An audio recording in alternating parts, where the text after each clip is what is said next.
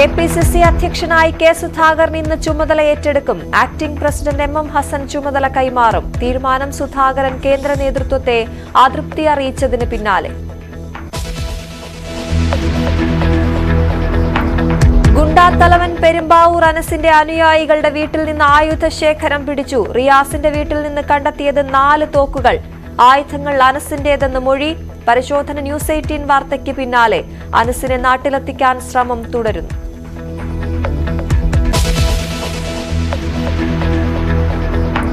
സംസ്ഥാനത്ത് കൊടും ചൂട് തുടരുന്നു. പാലക്കാട് നിയന്ത്രണങ്ങൾ നീട്ടിയേക്കും. ഇടുക്കിയിലും മലപ്പുറത്തും മഴ മുന്നറിയിപ്പ്.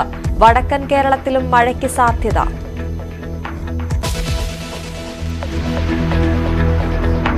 മേയർ ഡ്രൈവർ തർക്കത്തിൽ ഇന്ന് മൊഴിയെടുപ്പ്. ഡ്രൈവർ യദുവിന്റെ മൊഴി രേഖപ്പെടുത്തും. നടപടി യദുവിന്റെ പരാതിയിൽ. മേയറുടെയും MLAയുടെയും മൊഴിയെടുക്കലും ഉടൻ.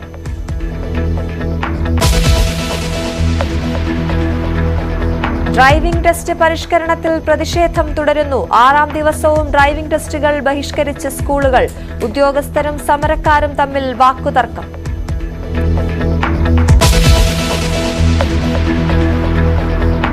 വിശദമായ വാർത്തയിലേക്ക്, വളരെ പ്രധാനപ്പെട്ടൊരു വാർത്തയിലേക്കാണ് ആദ്യം പോകുന്നത്. എയർ ഇന്ത്യ എക്സ്പ്രസ് വിമാനങ്ങൾ മുന്നറിയിപ്പില്ലാതെ റദ്ദാക്കിയതോടെ യാത്രക്കാർ ദുരിതത്തിലാണ്. നെടുമ്പാശ്ശേരി, തിരുവനന്തപുരം, കരിപ്പൂർ, കണ്ണൂർ എന്നിവിടങ്ങളിൽ നിന്നും അബുദാബി, ഷാർജ, മസ്കറ്റ് എന്നിവിടങ്ങളിലേക്കുള്ള വിമാനങ്ങളാണ് റദ്ദാക്കിയത്.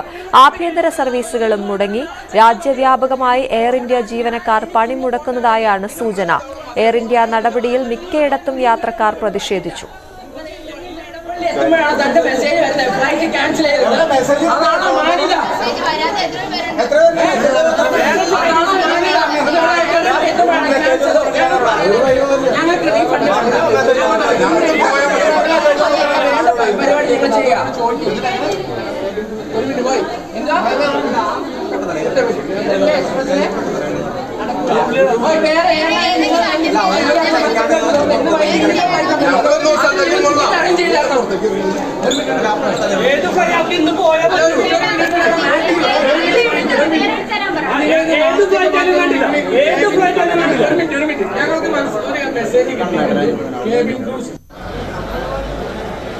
ഷാർജയിലേക്കാണ് പോകേണ്ട ഫ്ലൈറ്റ്.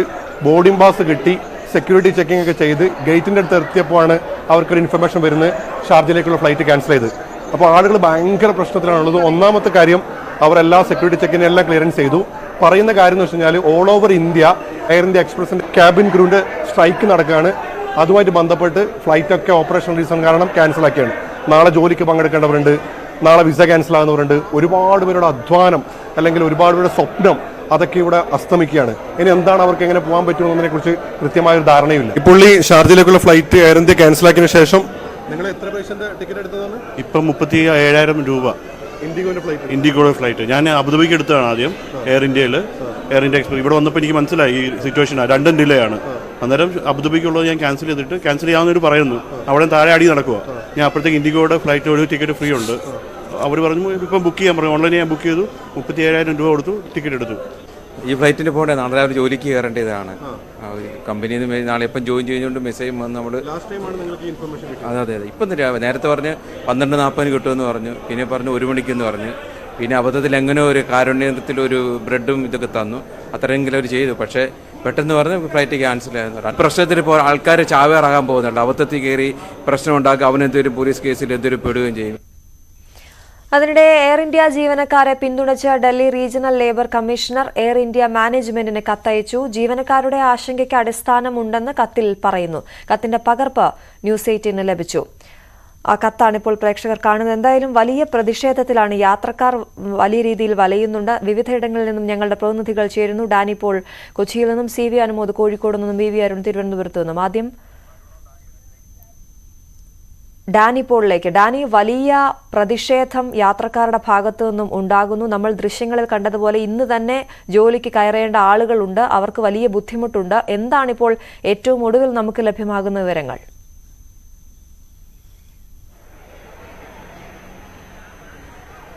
അശ്വതി, പലപ്പോഴും വിമാനം വൈകുന്നു എന്നതടക്കമുള്ളത് പലപ്പോഴും നമ്മൾ വാർത്ത സ്വാഭാവികം നൽകാറുണ്ട്. പക്ഷേ ഇത് വിമാന ജീവനക്കാരുടെ ഒരു സമരം മൂലം കൂട്ടത്തോടെ ആ വിമാനം സർവീസുകൾ റദ്ദാക്കുന്ന ഒരവസ്ഥയിലേക്ക് വരുന്നത് ഒട്ടനവധിയായ യാത്രക്കാരെയാണ് വലച്ചിരിക്കുന്നത്. പ്രത്യേകിച്ച് ഗൾഫ് മേഖലയിലേക്കുള്ള ആ വിമാന സർവീസുകൾ റദ്ദാക്കുന്നത് തീർച്ചയായും തന്നെ മലയാളികളടക്കം നിരവധി പേരെ അത് ബുദ്ധിമുട്ടിലാഴ്ത്തുമെന്ന കാര്യത്തിൽ യാതൊരു സംശയവുമില്ല. നമ്മൾ നെടുമ്പാശ്ശേരി വിമാനത്താവളത്തിലാണ് ഉള്ളത്. നിരവധിയായ യാത്രക്കാർ രാവിലെ മുതൽ തന്നെ ഇവിടെ നിന്ന് പുലർച്ചെ മുതൽ പോകേണ്ട യാത്രക്കാർ പലരും തന്നെ ഇവിടെ എത്തുമ്പോൾ മാത്രമാണ് ഈ ദുരിതം അറിയുന്നത്. ഇങ്ങനെ ക്യാൻസലേഷൻ ഉണ്ടായിരിക്കുന്നു എന്നറിയുന്നത്. ഇത് ആരോട് ചോദിക്കണം എന്ന് പറയുമ്പോൾ ആർക്കാണ് ഇതിനൊരു മറുപടി കൊടുക്കാൻ കഴിയുക എന്നതായിരുന്നു ഈ വിമാനത്താവളത്തിലെ ആദ്യത്തെ പ്രശ്നം. ആരും വ്യക്തമായൊരു ഉത്തരം നൽകാതെ തന്നെ പലരും ഒഴിഞ്ഞു മാറുന്നു. ഇന്ത്യൻ എയർലൈൻസ് എല്ലാവരും തന്നെയും ഇത്തരം കാര്യങ്ങൾ ഒരു മറുപടിയും നൽകാത്തൊരവസ്ഥയിലേക്ക് പോവുകയും ചെയ്തു. നിരവധി യാത്രക്കാർ തുടർച്ചയായി പിന്നീട് വിമാനങ്ങൾ ിലേക്ക് വന്നപ്പോൾ മാത്രമാണ് പിന്നെ ഇത് ജീവനക്കാരുടെ ഒരു സമരം മൂലമാണ് ഈ ഒരു ദുരവസ്ഥയിലേക്ക് വന്നതെന്ന് ഇവർക്ക് മനസ്സിലാവുകയും ചെയ്യുന്നു. പിന്നീട് ഇവർക്ക് പലർക്കും തന്നെയും വിസ കാലാവധി അടക്കമുള്ള കാര്യങ്ങൾ ബാധകമാണ്. അതോടൊപ്പം തന്നെ ജോലിക്ക് ഹാജരാകേണ്ടവർ പലരും തന്നെയുണ്ട്. ഇവരെല്ലാവരും തന്നെ ജീവിതം തന്നെ പ്രതിസന്ധിയിലാക്കുന്ന ഒരവസ്ഥ. അതുകൊണ്ട് പലർക്കും തിരിച്ചു പോകാൻ മറ്റ് വഴികൾ നോക്കേണ്ടി വരുന്നു. എയർ ഇന്ത്യ യാതൊരു രീതിയിലൊരു മറുപടിയും ഇവർക്ക് നൽകുന്നില്ല. ഇതെന്ത് ബദൽ സംവിധാനം ഒരുക്കും, അല്ലെങ്കിൽ ഇവർക്ക് ഇത് റീഫണ്ട് എന്ന് പറയുന്നത് വലിയ തലവേദന പിടിച്ചൊരു കാര്യമാണ്. പക്ഷെ അതല്ല അവരുടെ പ്രശ്നം. അവർക്ക് തിരിച്ചു പോകാൻ ബദൽ മാർഗങ്ങൾ ഏത് രീതിയിൽ അവർക്ക് ഒരുക്കുമെന്നതായിരുന്നു. പക്ഷെ അതിനെക്കുറിച്ച് യാതൊരു മറുപടിയും നൽകുന്നില്ല. പലരും സ്വന്തം നിലയിലേക്ക് യാത്ര ചെയ്യേണ്ട അവസ്ഥ, വിമാന ടിക്കറ്റുകൾ സജ്ജമാക്കേണ്ട ഒരു അവസ്ഥയിലേക്ക് അടക്കം വന്നിട്ടുണ്ട്. പലരും പിന്നീടുള്ള വിമാനത്തിൽ ടിക്കറ്റ് തരപ്പെടുത്തുന്നു. വലിയ തുക കൊടുത്ത് തന്നെയാണ് ആ ടിക്കറ്റ് എടുക്കേണ്ടി വരുന്നത്. നമുക്കൊപ്പം ഇപ്പോൾ ഇവിടെ അവശേഷിക്കുന്ന ചില യാത്രക്കാർ കൂടിയുണ്ട്. പലരും അടുത്ത വിമാനത്തിൽ പോകാൻ വേണ്ടി ടിക്കറ്റ് എടുത്തവർ തന്നെയാണ്. പേരെങ്ങനെയാണ്? ജോയൽ. എവിടെ നിന്നാണ്? തൃശ്ശൂരാണ് വന്നത്. എവിടേക്ക് പോകാനായിരുന്നു? മസ്കറ്റിലോട്ട് പോകാനായിരുന്നു. നമ്മളിവിടെ വന്നത് ഏകദേശം 5 മണിയോട് കൂടിയിട്ട് യാത്ര തുടങ്ങിയതാണ് ഇവിടെ എത്താനായിട്ട്. ഇവിടെ 8 മണിക്ക് വന്നപ്പോൾ നമ്മൾ 8:40 ഫ്ലൈറ്റ്. ഇവിടെ വന്നതിന് ശേഷമാണ് നമ്മൾ അറിയുന്നത് ക്യാൻസലാണ്. നമുക്കൊരു മുൻകൂട്ടി ഒരു ഇൻഫർമേഷൻ ഒന്നും അവർ തന്നിട്ടില്ല. ഈ വെയിലത്ത് നമ്മളെ പുറത്തിരുത്തിക്കൊണ്ട് അവർ നമ്മുടെ അടുത്ത് പെരുമാറിയത് വളരെ മോശമായിട്ട് തന്നെയാണ്. നമ്മുടെ ഭാഗത്ത് തെറ്റുള്ള പോലെയാണ് അവർ സംസാരിക്കുന്നത്. നമ്മൾ പൈസ കൊടുത്ത് ഇന്നലെ റേറ്റ് എന്ന് പറഞ്ഞാൽ അത്രയും വലിയ റേറ്റിലാണ് ആ ടിക്കറ്റൊക്കെ എടുത്തിട്ടുള്ളത്. ആ റേറ്റിൽ എടുത്തിട്ട് നമ്മളെ ഇങ്ങനെ പറയാന്ന് പറയുമ്പോൾ വളരെ വിഷമം തന്നെയാണ്. ഇപ്പൊ ഞങ്ങൾക്ക് പോകേണ്ട അത്ര അത്യാവശ്യമായതുകൊണ്ട് ഞാൻ അടുത്ത ഫ്ലൈറ്റിന് ഇട്ടു. എനിക്ക് തോന്നുന്നത് ഇറ്റ്സ് ലൈക്ക് 36,000 ആയിരുന്നു തോന്നുന്നു. 30 above ആണെന്ന് തോന്നുന്നു. ഞാൻ അവിടുത്തെ പൈസ കൺവേർട്ട് പലരും കൂടുതൽ ചാർജ് കൊടുത്ത് പോകേണ്ട ഒരു അവസ്ഥയിലേക്ക്. തീർച്ചയായിട്ടും അങ്ങനെയാണല്ലോ പറ്റുള്ളൂ. ഇന്നത്തെ ദിവസം തന്നെ കയറി പോകുന്നുണ്ടെങ്കിൽ നമുക്ക് ഒബ്വിയസ്ലി പൈസ കൊടുത്തല്ലേ പറ്റുള്ളൂ. പക്ഷെ അതൊന്നും ഇവരുടെ സൈഡിൽ നിന്ന് ഒരു കൺസിഡറേഷൻ ഇല്ല. ഇത്രയും വെയിലത്ത് ഞങ്ങളെ ഇവിടെ ഇങ്ങനെ ഇരുത്താന്ന് പറയുന്നത് തന്നെ വലിയൊരു തെറ്റായ കാര്യമല്ലേ. ഒരു അനുകൂലമായ ഒരു മറുപടി പോലും നൽകുന്നില്ല. അനുകൂലം അല്ല, നമ്മൾ സംസാരിക്കുന്നില്ല. അവിടെ അത്രയും ക്രൗഡ് അറിയാലോ. ഒരു ഫ്ലൈറ്റിൽ അത്രയും പേര് ക്യാൻസൽ ആവുമ്പോൾ അത്രയും ക്രൗഡാണ്. എന്നാ അതിനുള്ള സിസ്റ്റം അവർ ഉണ്ടാക്കണം മുന്നേ അല്ല. ഇത്രയും വലിയൊരു സംഭവം ചെയ്യുമ്പോൾ അവർ അതിൻ്റെതായ സിസ്റ്റം ഉണ്ടാക്കണ്ടേ. നമുക്ക് അതിന് മുൻകൂട്ടി ഇൻഫർമേഷൻ, ഒരു മിന്നൽ പണിമുടക്കോ എന്തുവാണ് അതൊക്കെ അവരുടെ പേഴ്സണൽ കാര്യം. പക്ഷെ നമ്മുടെ ജീവിതം വെച്ചിട്ടല്ല അവർ കളിക്കണം. നാളെ ഒരാളുടെ വിസ എക്സ്പയറി ആണെങ്കിൽ എന്ത് ചെയ്യും? അങ്ങനെ പലരും ഉണ്ടായിരുന്നു. ഒരുപാട് പേരുണ്ടായിരുന്നു അങ്ങനെ. ഏതായാലും ഇന്ന് തിരിച്ചു പോകാൻ ടിക്കറ്റ് എടുത്തു. എനിക്ക് എന്തായാലും പോയേ പറ്റുള്ളൂ. അതുകൊണ്ട് ഞാൻ ടിക്കറ്റ് എടുത്തു. അശ്വതി, ഈ രീതിയിൽ പലരും തന്നെയും ടിക്കറ്റ് എടുത്തവരുണ്ട്. കാരണം അവർക്ക് തിരിച്ചെത്തിയേ മതിയാവൂ. ഇന്ന് അവർക്ക് ജോലി സംബന്ധമായ കാര്യങ്ങൾ അല്ലെങ്കിൽ അവരുടെ ജീവിതം തന്നെ പ്രതിസന്ധിയിലാവുന്ന ഒരു അവസ്ഥയാണ്. അങ്ങനെ അവർക്ക് ഇവിടെ ജോലിക്ക് തിരിച്ചു പോയേ മതിയാകൂ എന്ന സാഹചര്യത്തിൽ പലരും തന്നെ ഇത്തരം വൻ തുക കൊടുത്ത് ഇവിടെ വീണ്ടും ടിക്കറ്റ് സംഘടിപ്പിക്കുന്നു, തിരിച്ചുള്ള യാത്രയ്ക്ക് തയ്യാറാവുന്നു. പക്ഷെ ഇപ്പോൾ പോലും നേരത്തെ യാത്രക്കാരനായ ജോയൽ സംസാരിച്ചതുപോലെ ഒരു സഹതാപപൂർവ്വം അല്ലെങ്കിൽ അവരെ ഒന്ന് എന്തെങ്കിലും ഒരു പ്രതിവിധി നിർദ്ദേശിക്കുന്ന രീതിയിൽ ഒരു മറുപടിയും അധികൃതരുടെ ഭാഗത്തുനിന്ന് ഉണ്ടായിട്ടില്ല എന്നതാണ് ഏറ്റവും ഖേദകരം. ഇതുവരെയും ഇതിനെക്കുറിച്ച് യാത്രക്കാർക്ക് എന്താണ് ചെയ്തു കൊടുക്കുന്നതെന്ന് സംബന്ധിച്ച് പ്രതികരിക്കാൻ ആരും തയ്യാറായിട്ടില്ല. വൻ തുക കൊടുത്ത് വീണ്ടും ടിക്കറ്റ് സംഘടിപ്പിച്ച് ചിലർക്ക് പോകാൻ കഴിഞ്ഞിട്ടുണ്ട്. പക്ഷേ പലർക്കും, ബഹുഭൂരിപക്ഷം പേർക്കും അതിന് സാധിച്ചിട്ടില്ല എന്നത് ദുഃഖകരമായ ഒരു സാഹചര്യം തന്നെയാണ്. അതുകൊണ്ട് ഈ വിഷയത്തിൽ അടിയന്തര നടപടികൾ ഉണ്ടാക്കേണ്ടതാണ്. അശ്വതി. ശരി ഡാനി, എന്തായാലും കൂടുതൽ ആളുകളുടെ പ്രതികരണങ്ങളിലേക്ക് കൂടി നമുക്ക് പോകാമെന്ന് തോന്നുന്നു. ഞാൻ ഡാനിയിലേക്ക് വരാം. വി അരുൺ തിരുവനന്തപുരത്ത് നിന്നും ചേരുന്നുണ്ട്. അരുൺ, ഒരു വശത്ത് യാത്രക്കാർ വലിയ ബുദ്ധിമുട്ടിലാണ്, മറുവശം നമ്മൾ ചിന്തിക്കേണ്ടത് എയർ ഇന്ത്യ ജീവനക്കാരുടെ അവർ എന്തിനു വേണ്ടിയാണ് ഇത്തരത്തിൽ അവധിയെടുത്തുകൊണ്ടുള്ള ഒരു പ്രതിഷേധം നടത്തുന്നത് എന്നതിലേക്ക് കൂടി നമ്മൾ നോക്കേണ്ടതുണ്ട്. ഈ Delhi regional labour commissioner air India മാനേജ്മെന്റിന് കത്തയച്ചിട്ടുണ്ട് ഈ ജീവനക്കാരെ പിന്തുണച്ചുകൊണ്ട്. ആ കത്തിൽ എന്തൊക്കെ കാര്യങ്ങളാണ് പറയുന്നത്?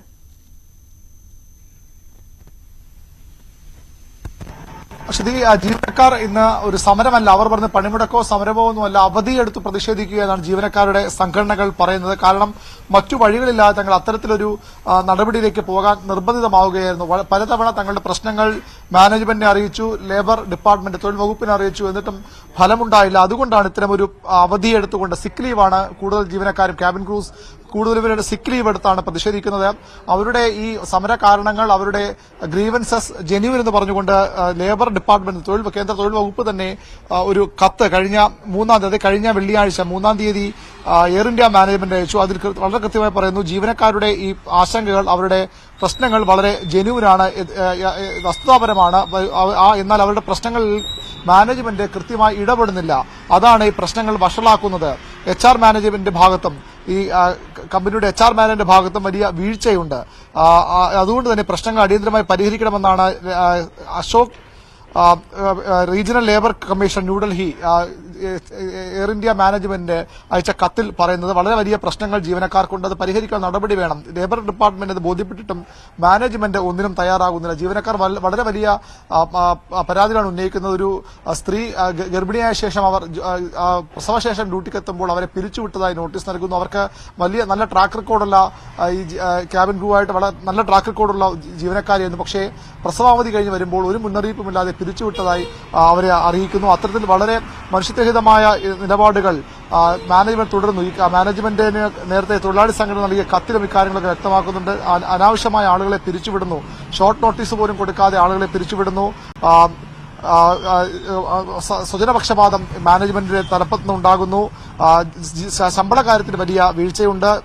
കേന്ദ്ര ധനമന്ത്രി നിർമ്മലാ സീതാരാമന്റെ സാന്നിധ്യം നൽകിയ ഉറപ്പുകൾ പോലും ലംഘിക്കപ്പെടുന്നു. മിസ്മാനേജ്മെന്റാണ് ഇത്തരമൊരു പ്രശ്നങ്ങൾക്ക് പ്രധാന കാരണമെന്ന് ജീവനക്കാരുടെ സംഘടനകൾ എയർ ഇന്ത്യയുടെ ചെയർമാൻ നൽകിയ കത്തിലും നേരത്തെ പറഞ്ഞതാണ്. അതുതന്നെയാണ് അവർ ലേബർ ഡിപ്പാർട്ട്മെന്റിനെയും അറിയിച്ചത്. അതുകൊണ്ട് തന്നെ അത്തരം കാര്യങ്ങളിൽ കൃത്യമായ ഒരു ഇടപെടൽ ഉണ്ടാകാത്തതുകൊണ്ട് ഇത്തരമൊരു പ്രതിഷേധത്തിന് തങ്ങൾ നിർബന്ധിതരായെന്ന നിലപാടാണ് ജീവനക്കാർക്കും അവരുടെ സംഘടനകൾക്കുമുള്ളത്.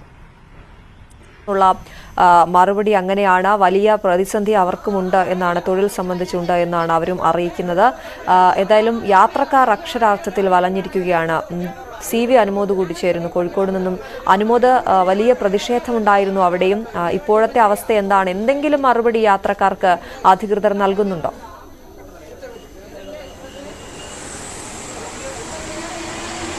യാത്രക്കാരുടെ പ്രതിഷേധം ഏറെക്കുറെ ശാന്തമായിട്ടുണ്ട്. കാരണം പ്രതിഷേധിച്ചതുകൊണ്ട് മാത്രം ഇന്ന് വിമാനങ്ങൾ അവർക്ക് ലഭിക്കുമെന്ന ഒരു പ്രതീക്ഷയുമില്ല.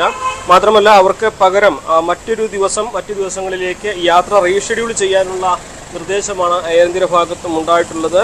അവർക്ക് ആ ദിവസങ്ങളിൽ ടിക്കറ്റ് നൽകാമെന്നും ഉറപ്പ് നൽകുന്നു. ചിലർക്ക് റീഫണ്ട് ചെയ്തതായിട്ടുള്ള വിവരവുമുണ്ട്. നമുക്കറിയാം, ഈ ഒരു കരിപ്പൂർ വിമാനത്താവളത്തിൽ നിന്ന് രാവിലെ 6 വിമാനങ്ങളായിരുന്നു റദ്ദാക്കിയിരുന്നത്. ഇപ്പോഴത് 8-ലധികം വിമാനങ്ങൾ റദ്ദാക്കിയെന്നാണ് നമുക്കറിയാൻ കഴിയുന്നത്. Ras al Khaimah, Dubai, Jeddah, Doha, Bahrain, Kuwait എന്നിവിടേക്കുള്ള വിമാനങ്ങളാണ് റദ്ദാക്കിയിട്ടുള്ളത്. അവിടെ നിന്നുള്ള വിമാനം ഇങ്ങോട്ട് വരുന്നുമില്ല. സ്വാഭാവികമായിട്ടും രണ്ടിടങ്ങളിലും യാത്രക്കാർ കുടുങ്ങിക്കിടക്കുന്ന ഒരു സാഹചര്യമാണ് ഉള്ളത്. അതുകൊണ്ട് രാവിലെ മുതൽ വലിയ പ്രതിഷേധം കരിപ്പൂരിൽ ഉണ്ടായിരുന്നു. പക്ഷേ ഇപ്പോൾ ഈ ഒരു 3 മണിക്കൂറുകൾക്ക് ശേഷം ആ ഒരു പ്രതിഷേധങ്ങൾക്ക് ഒരു ശമനം ഉണ്ടായിട്ടുണ്ട്. യാത്രക്കാർ പലരും തിരിച്ചു പോവുകയാണ്. കാരണം പ്രതിഷേധിച്ചിട്ടോ മറ്റ് കാര്യങ്ങൾ അവിടെ നടത്തിയിട്ടോ ഈ ഇന്നത്തെ ദിവസം എയർ ഇന്ത്യയിൽ യാത്ര ചെയ്യാൻ കഴിയില്ല എന്ന് ആ ഒരു സാഹചര്യത്തിൽ യാത്രക്കാർ തിരിച്ചു പോകുന്ന ഒരവസ്ഥയാണ് കരിപ്പൂരിലുള്ളത്. മാത്രമല്ല, അവർക്ക് ഇനി മറ്റ് റീഷെഡ്യൂൾ ചെയ്ത ദിവസം എന്നാണെന്നുള്ളത് അവർക്ക് അറിയിക്കും. അതിനനുസരിച്ച് അവർക്ക് ടിക്കറ്റ് നൽകാമെന്നൊരു ഉറപ്പാണ് എയർ ഇന്ത്യയുടെ ഭാഗത്തു നിന്നും ലഭിച്ചിട്ടുള്ളത്. നിലവിൽ ഇവിടെ യാത്രക്കാരുടെ പ്രതിഷേധം ശാന്തമായിട്ടുണ്ട്. പക്ഷേ നമ്മൾ ഏറ്റവും അധികം യാത്രക്കാർ മലബാറിലെ വിദേശങ്ങളിലേക്ക് പോകുവാൻ ആശ്രയിക്കുന്ന ഒരു വിമാനത്താവളമാണ് കരിപ്പൂർ. അതുകൊണ്ട് തന്നെ എയർ ഇന്ത്യയുടെ ഈ ഒരു സമരം ആയിരക്കണക്കിന് യാത്രക്കാരെയാണ് ഇവിടെയെല്ലാം തന്നെ ഇവരുടെ ഈ പല ഭാഗങ്ങളിൽ, അതായത് മലബാറിലെ വിവിധ ജില്ലകളിൽ നിന്നും കരിപ്പൂരിലെത്തിയ യാത്രക്കാരെയാണ് പ്രതിസന്ധിയിലാക്കിയിരിക്കുന്നത്. എന്താണെങ്കിലും യാത്രക്കാർ ഇപ്പോൾ തിരിച്ചു പോകാനുള്ള ഒരുക്കത്തിലാണ്.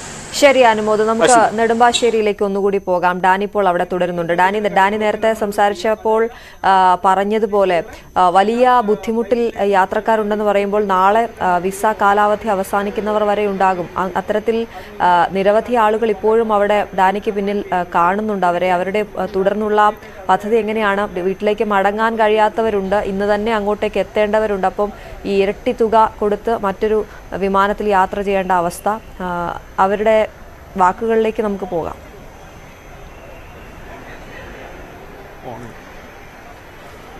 പലരും ഉച്ചയ്ക്ക് പോകേണ്ട വിമാനത്തിലേക്ക് യാത്ര ചെയ്യാൻ എത്തിയവർ പലരുമുണ്ട്. അവർക്ക് ഇത് സംബന്ധിച്ചൊരു അവ്യക്തത നിലനിൽക്കുന്നുണ്ട്. ഇപ്പോൾ എപ്പോഴാണ് വിമാനം? 1:10 എയർ ഇന്ത്യ എക്സ്പ്രസ് തന്നെയാണ്. എയർ ഇന്ത്യ എക്സ്പ്രസ് രാവിലെ ഉണ്ടായിരുന്ന വിമാനങ്ങൾ റദ്ദ് ചെയ്തതായിട്ട് പറയുന്നുണ്ട്. എന്തെങ്കിലും അറിയിപ്പ് എന്തെങ്കിലും കിട്ടിയിട്ടുണ്ടോ? പിന്നീട് ഇല്ല, ഇതിലൊന്നും അറിയിപ്പില്ല. ഞാൻ പോയി നോക്കട്ടെ. അവിടെ ഷെഡ്യൂൾഡ് എഴുതിയിട്ടുണ്ട്. അല്ല, ദമാമിലേക്കും മസ്കറ്റിലേക്കുള്ളതെല്ലാം ക്യാൻസൽ ചെയ്തിട്ടുണ്ട്. ദുബൈയിലേക്ക് ഷെഡ്യൂൾഡ് എന്നാ കാണുന്നത്. പോയി നോക്കട്ടെ. അശ്വതേ, ഈ രീതിയില് പലർക്കും ഇത് സംബന്ധിച്ചൊരു അവ്യക്തത നിലനിൽക്കുന്നുണ്ട് ഉച്ചയ്ക്ക് ശേഷമുള്ള. കാരണം രാവിലെയുള്ള, ഇപ്പോൾ നമുക്കറിയുന്ന രാവിലെ ദമാം, അതോടൊപ്പം തന്നെ മസ്കറ്റ് തുടങ്ങിയിടങ്ങളിലേക്കുള്ള വിമാനങ്ങൾ എയർ ഇന്ത്യ എക്സ്പ്രസിന്റെ റദ്ദ് ചെയ്തിട്ടുണ്ടായിരുന്നു. ഇതിനുശേഷം പിന്നീട് വരുന്നത് ഉച്ചയ്ക്ക് വരുന്ന ആ വിമാന സർവീസുകളാണ്. സ്വാഭാവികമായും ഈ സമരം ഇവരെല്ലാം തന്നെ ബാധിക്കുമെന്ന കാര്യത്തിൽ യാതൊരു സംശയവുമില്ല. ഇപ്പോഴും നമുക്ക് അറിയാവുന്ന ഇപ്പോൾ 1:30 അദ്ദേഹത്തിന്റെ വിമാന യാത്രക്കുള്ളൊരു സമയം വരുന്നത്. ആ സമയത്ത് അദ്ദേഹത്തിന് നൽകിയിരിക്കുന്നത് അദ്ദേഹം അതിനു മുൻപ് ചെക്ക് ഇൻ ചെയ്യേണ്ട നടപടികൾ അടക്കമുള്ള കാര്യങ്ങളിലേക്ക് പോവേണ്ടതുണ്ട്. ഏതെങ്കിലും രീതിയിലൊരു ക്യാൻസലേഷൻ കാര്യങ്ങളുണ്ടെങ്കിൽ അതെങ്കിലും നേരത്തെ അറിയിക്കേണ്ട ഒരു ബാധ്യതയുണ്ട്. ഒരുപക്ഷെ അത് ബാധിച്ചിട്ടുണ്ടെങ്കിൽ പോലും ആ സമയത്ത് മാത്രം ഒരുപക്ഷെ ചെക്ക് ഇൻ നടപടികൾ പോലും രാവിലെ ഉണ്ടായിരുന്ന വിമാനത്തിൽ ചെക്ക് ഇൻ നടപടികൾ പോലും പൂർത്തീകരിച്ചിരുന്നു. അതിനുശേഷം മാത്രമാണ് യാത്രക്കാർക്ക് ഇത് അറിയാനായിട്ട് സാധിച്ചിരുന്നത്. ഇതെല്ലാം തന്നെയും അങ്ങേയറ്റം ഖേദകരമായ ഒരു വസ്തുതയാണ്. പലരും തന്നെയും ഈ അവിടെ വന്നതിന് ശേഷം, എത്തിയതിനു ശേഷം, കാരണം ദീർഘദൂര യാത്രയ്ക്ക് ശേഷമാണ് ഇവിടേക്ക് വിമാനത്താവളത്തിലേക്കും മറ്റും പലരും എത്തുന്നത്. അവർക്കെല്ലാം ഏറ്റവും ഒടുവിൽ മാത്രമാണ് ഇത് അറിയാനായിട്ട് സാധിക്കുകയും ചെയ്യുന്നത്. പലരും തിരിച്ചു പോകുന്ന നിരാശയോടെ പലരും മടങ്ങിയിരിക്കുന്നു. ചിലർ മാത്രമാണ് ഉച്ചയ്ക്ക് ശേഷമുള്ള മറ്റ് വിമാന സർവീസുകളിലേക്ക് ടിക്കറ്റ് എടുത്തിരിക്കുന്നത്. വൻ തുകയ്ക്കാണ് ആ ടിക്കറ്റുകൾ അവർ വാങ്ങിയിരിക്കുന്നത്. ഇന്ന് തന്നെ മടങ്ങേണ്ടതുകൊണ്ട് വളരെ വലിയ തുകയ്ക്കുള്ള ടിക്കറ്റുകൾ വാങ്ങിയാണ് ഇവർ ഇവിടെ നിന്ന് മടങ്ങുക, മറ്റു വിമാന സർവീസിനെ ആശ്രയിക്കുകയും ചെയ്തു. അങ്ങനെ വലിയ രീതിയിലൊരു നഷ്ടം, സാമ്പത്തിക ബാധ്യതയും എല്ലാം തന്നെ യാത്രക്കാർക്ക് വന്നിരിക്കുന്നു എന്നതാണ്. ഇതിൽ റീഷെഡ്യൂൾ ചെയ്ത് നൽകുന്ന ടിക്കറ്റുകൾ പോലും അത് ഈ ജീവനക്കാരുടെ സമരം അതിനെയും പ്രതികൂലമായി ബാധിച്ചേക്കാം. അതുകൊണ്ട് ആ ടിക്കറ്റുകൾക്ക് പോലും ഒരു ആശങ്ക നിലനിൽക്കുന്നുണ്ട്. ഏത് രീതിയിൽ ഇത് പരിഹരിക്കപ്പെടുമെന്നത് സംബന്ധിച്ച ഒരു പൂർണ്ണമായ ഒരു വ്യക്തത ഇല്ല എന്നുള്ളതാണ് വാസ്തവം. അത്തരമൊരു ആശങ്ക വന്നെത്തുന്ന എയർ ഇന്ത്യ എക്സ്പ്രസിനടക്കം ആശ്രയിച്ചുകൊണ്ട് ഇവിടേക്ക് എത്തുന്ന മുഴുവൻ യാത്രക്കാരിലുമുണ്ട്. ഉച്ചയോടുകൂടിയുള്ള ഫ്ലൈറ്റുകൾ, അതിന് എന്തായിരിക്കും സംഭവിക്കുക, യാത്രയ്ക്ക് പോകാൻ കഴിയുമോ എന്നതടക്കം കാര്യങ്ങളുണ്ട്. അവർക്ക് മറ്റ് വിമാനങ്ങളെ ആശ്രയിക്കേണ്ടി വരികയാണെങ്കിൽ അതെല്ലാം തന്നെ അധിക ബാധ്യതയിലേക്ക് വരും. വലിയ രീതിയിൽ അവർക്ക് നഷ്ടങ്ങൾ ഉണ്ടാക്കുകയും ചെയ്യും. എയർ ഇന്ത്യയുടെ ഭാഗത്തു നിന്ന് വലിയ ഒരു വിശദീകരണമോ അല്ലെങ്കിൽ ഒരു ഉറപ്പോ പൂർണ്ണമായ രീതിയിലേക്ക് ഇതുവരെയും യാത്രക്കാർക്ക് പലയിടങ്ങളിലും എത്തിയിട്ടില്ല എന്നതാണ്. ശരി ഡാനി, എന്തായാലും യാത്രക്കാർക്ക് വലിയ ആശങ്കയുണ്ട്. അതിനപ്പുറം സാമ്പത്തികമായ വലിയ നഷ്ടവും വരുന്നൊരു സാഹചര്യമുണ്ട്. ഡാനി പോളാണ് വിവരങ്ങൾ നൽകിയത് നെടുമ്പാശ്ശേരിയിൽ നിന്നും. മറ്റൊരു വാർത്തയിലേക്ക് പോകുമ്പോൾ KPCC അധ്യക്ഷനായി കെ സുധാകരൻ ഇന്ന് ചുമതല ഏറ്റെടുക്കും. രാവിലെ 10:30 KPCC ആസ്ഥാനമായ ഇന്ദിരാഭവനിൽ acting president MM Hasan K സുധാകരന് ചുമതല കൈമാറും. അധ്യക്ഷ പദവി കൈമാറാൻ വൈകിയതിൽ കെ സുധാകരൻ കേന്ദ്ര നേതൃത്വത്തെ അതൃപ്തി അറിയിച്ചതിന് പിന്നാലെയാണ് ഹൈക്കമാൻഡിന്റെ അനുനയ നീക്കം ഉണ്ടായത്. കോൺഗ്രസ് ദേശീയ നേതൃത്വവുമായുള്ള സമ്മർദ്ദ നീക്കങ്ങൾ ഫലം കണ്ടതിന് പിന്നാലെയാണ് കെ സുധാകരൻ KPCC അധ്യക്ഷനായി ഇന്ന് രാവിലെ ചുമതല ഏറ്റെടുക്കുന്നത്.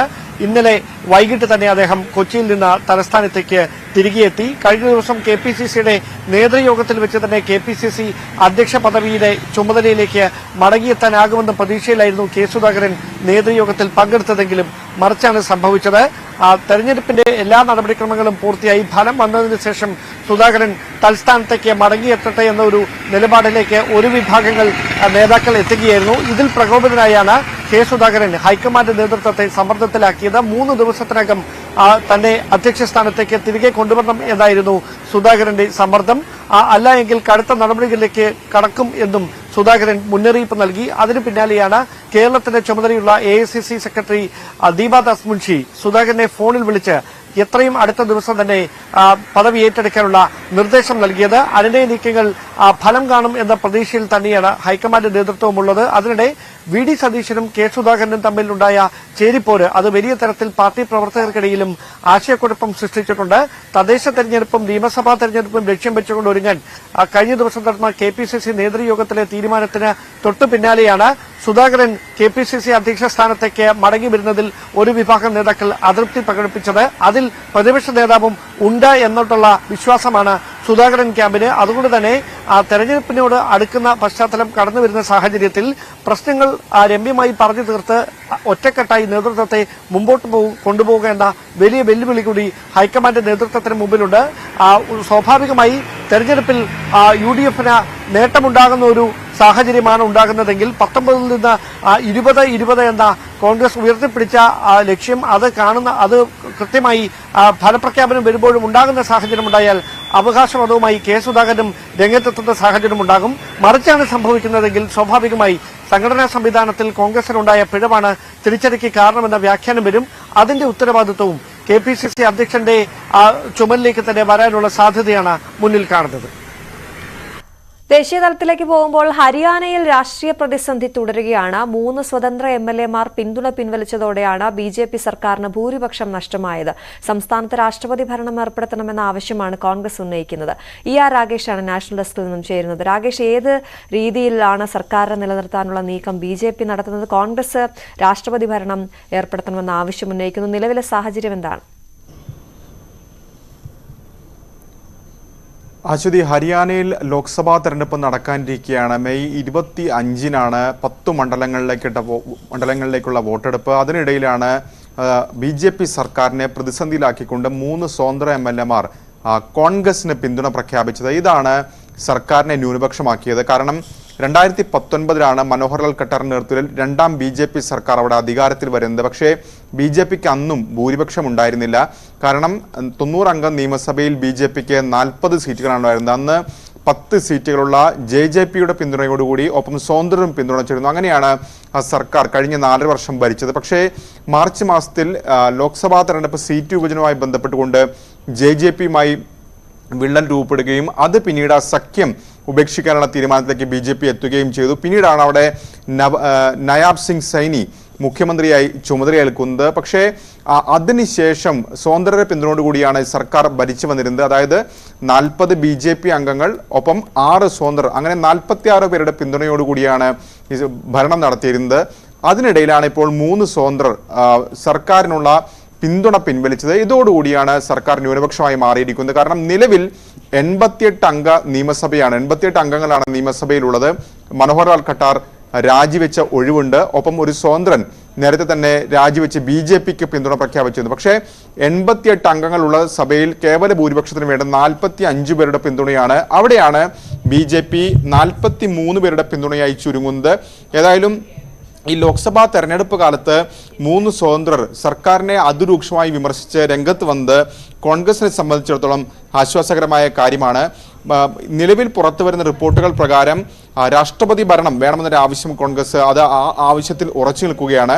കാരണം നിയമസഭയുടെ കാലാവധി അവസാനിക്കാൻ ഇനി 6 മാസത്തിൽ താഴെ മാത്രമാണ് സമയം. അപ്പോൾ ഒരു സർക്കാർ രൂപീകരണത്തിന് കോൺഗ്രസ് ശ്രമിക്കില്ല എന്ന റിപ്പോർട്ടുകൾ കൂടി പുറത്തു വരുന്നു. കാരണം JJP കഴിഞ്ഞ 4.5 വർഷം ഈ സർക്കാരിന്റെ ഭാഗമായിരുന്നു.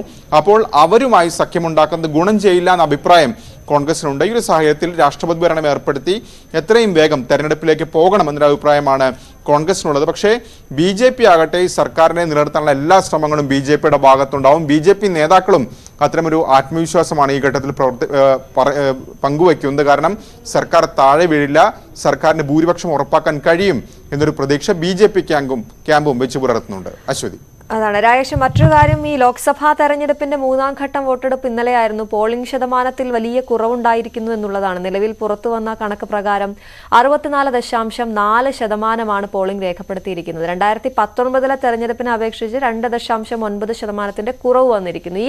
ഈ പോളിംഗ് ശതമാനം എന്താണ് സൂചിപ്പിക്കുന്നത്? ഓരോ സംസ്ഥാനത്തെയും ശതമാനം നോക്കുകയാണെങ്കിൽ അതിന്റെ വിശദാംശങ്ങൾ എങ്ങനെയാണ്?